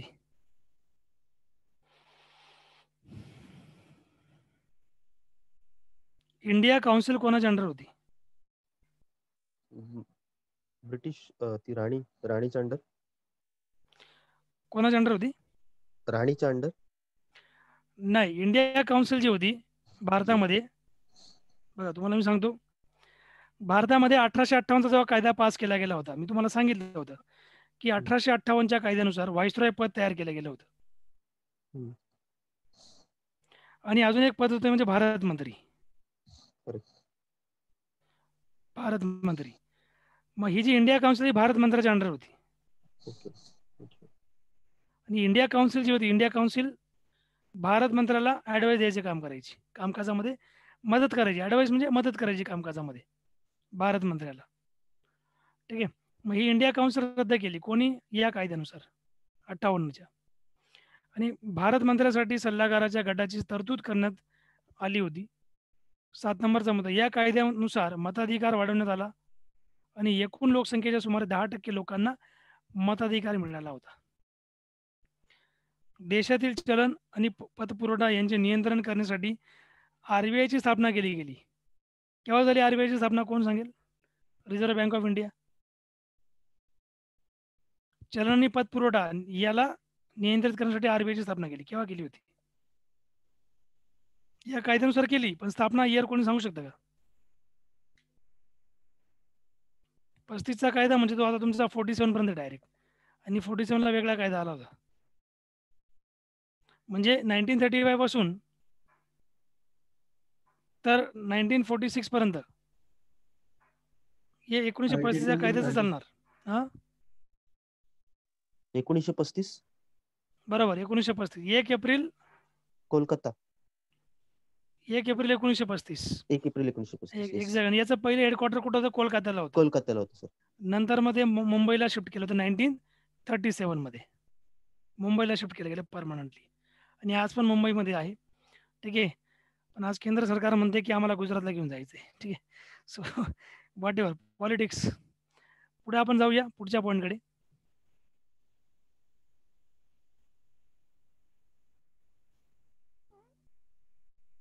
नऊ नंबरचा मुद्दा, या कायद्यानुसार संघराज्य लोकसेवा आयोगच नव्हे तर प्रांतिक लोकसेवा आयोग व 2 किंवा अधिक प्रांतांसाठी संयुक्त लोकसेवा आयोग याची स्थापना करण्याची तरतूद केली गेली. म्हणजे बघा, या कायद्याने काय केलं होतं? संघराज्य लोकसेवा म्हणजे MPSC प्रत्येक राज्यासाठी त्यांचं वेगवेगळं करून टाकलं होतं. UPSC आणि MPSC. UPSC केंद्रासाठी होती, MPSC राज्यांसाठी होती. प्रत्येक राज्याचं वेगळं आहे, लक्षात घ्या. लोकसेवा आयोग व 2 किंवा अधिक प्रांतांसाठी संयुक्त म्हणजे काय? ज्याला आपण म्हणतो JPSC म्हणतो आपण त्याला, जॉईंट पब्लिक सर्व्हिस कमिशन. समजा आता गोवा आहे, गोवा आणि महाराष्ट्र दोघांची मिळून समजा एकच एक्झाम असेल तर आपण त्याला JPSC म्हणणार. दोघे म्हणून जर एकच एक्झाम कंडक्ट करत असतील तर. आणि या कायद्यानुसार संघराज्य न्यायालय स्थापन करण्याची तरतूद करण्यात आली होती. आणि त्यानुसार 1937 मध्ये संघराज्याच्या न्यायालयाची फेडरल कोर्ट स्थापना करण्यात आली होती. 1937 म्हणजे सुप्रीम कोर्टाची स्थापना. फेडरल कोर्ट म्हणजे central court, supreme court. Important कायदा या. पुढचा पॉईंट याच्यामधला, आता शेवटचा कायदा तो म्हणजे भारत स्वतंत्र कायदा. आता ती वेळ आली होती भारत ज्या गोष्टीची सगळ्यात आतुरतेने वाट बघत होती ती म्हणजे भारत स्वातंत्र्याचा कायदा.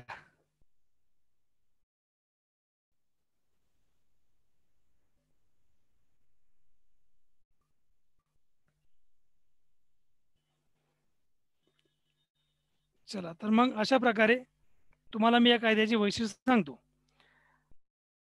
आता या कायद्यानुसार ब्रिटिश सगळे सोडून त्यांच्या मायदेशी परत वापस चालले गेले होते. 1947ला 15 ऑगस्ट 1947 इंडिया गॉट इंडिपेंडन्स. पण त्या अगोदर ब्रिटनचे एक PM होते त्यावेळेसचे. ब्रिटनचे PM कोण? हे बलेमंड नाही, क्लेमंट आहे, लक्षात घ्या, स्पेल मिस्टेक येते. क्लेमंट ॲटली हे ब्रिटनचे पंतप्रधान होते त्यावेळेस 1947 मध्ये. यांनी 30 जून 1948 पर्यंत भारतातील ब्रिटिश राजवट संपुष्टात येईल आणि त्यानंतर सत्ता जबाबदार भारतीयांकडे सोपविली जाईल असे 20 फेब्रुवारी 1947 रोजी घोषित केले होते. आणि या घोषणेनंतर मुस्लिम लीगने भारताची फाळणी करावी अशी यासाठी आंदोलन केलं होतं यांनी. आणि इसवी सन 1946 मध्ये स्थापन केलेल्या संविधान सभेने बनवलेली राज्यघटना ज्यांना मान्य करण्याची इच्छा नसेल अशा देशातील भागांना ती लागू करता येणार नाही असे ब्रिटिश सरकारने 3 जून 1947 रोजी स्पष्ट केले होते. 3 जून 1947 यांनी स्पष्ट केले होते. ठीक आहे. यांचा पहिल्यापासून विरोध होता ना मुस्लिम लीगचा, की यांना भारतामध्ये राहायचं नव्हतं, यांना वेगळा राज्य तयार करायचं, म्हणजे यांना वेगळा देश पाहिजे होता, म्हणजे पाकिस्तान. शेवटी हे पाकिस्तानला गेलेच. पाकिस्तानाची फाळणी केलीच गेली शेवटी, इंडिया पाकिस्तान. चला पुढचा पॉईंट तुम्हाला मी याच्यामध्ये सांगतो. कायद्याची वैशिष्ट्य बघा काय आहेत. या कायद्याची वैशिष्ट्य आहेत बघा, 3च वैशिष्ट्य आपण घेऊया. या कायद्यानुसार भारतातील ब्रिटिश राजवट संपुष्टात आली आणि 15 ऑगस्ट 47ला भारत स्वतंत्र झाला व एक सार्वभौम राष्ट्र असल्याचे घोषित करण्यात आले होते. सार्वभौम राष्ट्र म्हणजे काय, कोण सांगेल मला?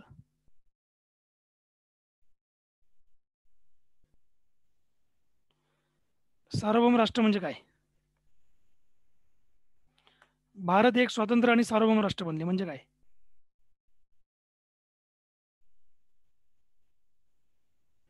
Anyone else can tell me what is सार्वभौम राष्ट्र म्हणजे काय?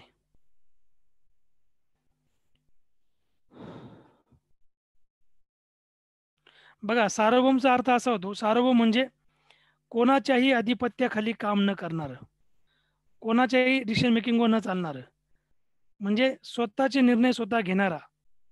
आपण 15 ऑगस्ट 1947च्या अगोदर आपण सार्वभौम होतो का? नव्हतो. आपल्यावर ब्रिटिशांचं राज्य होतं, ते म्हणायचं तसं व्हायचं. पण आता ते म्हणणार तसं नाही होणार, आपण जे म्हणणार तसं होणार. याला आपण म्हणतो सार्वभौम राष्ट्र.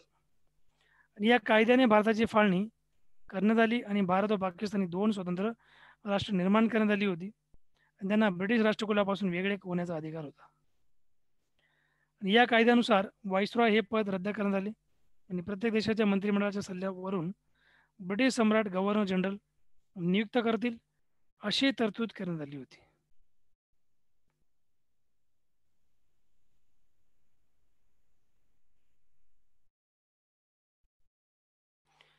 अशी तरतूद करण्यात आली. भारत किंवा पाकिस्तानच्या सरकारसाठी ब्रिटनमधील राजाचे सरकार उत्तरदायी राहणार नाही असे या कायद्याने स्पष्ट केले. आपल्या देशासाठी राज्यघटना तयार करून स्वीकारण्याचे अधिकार दोन्ही देशांच्या संविधान सभांना देण्यात आले होते.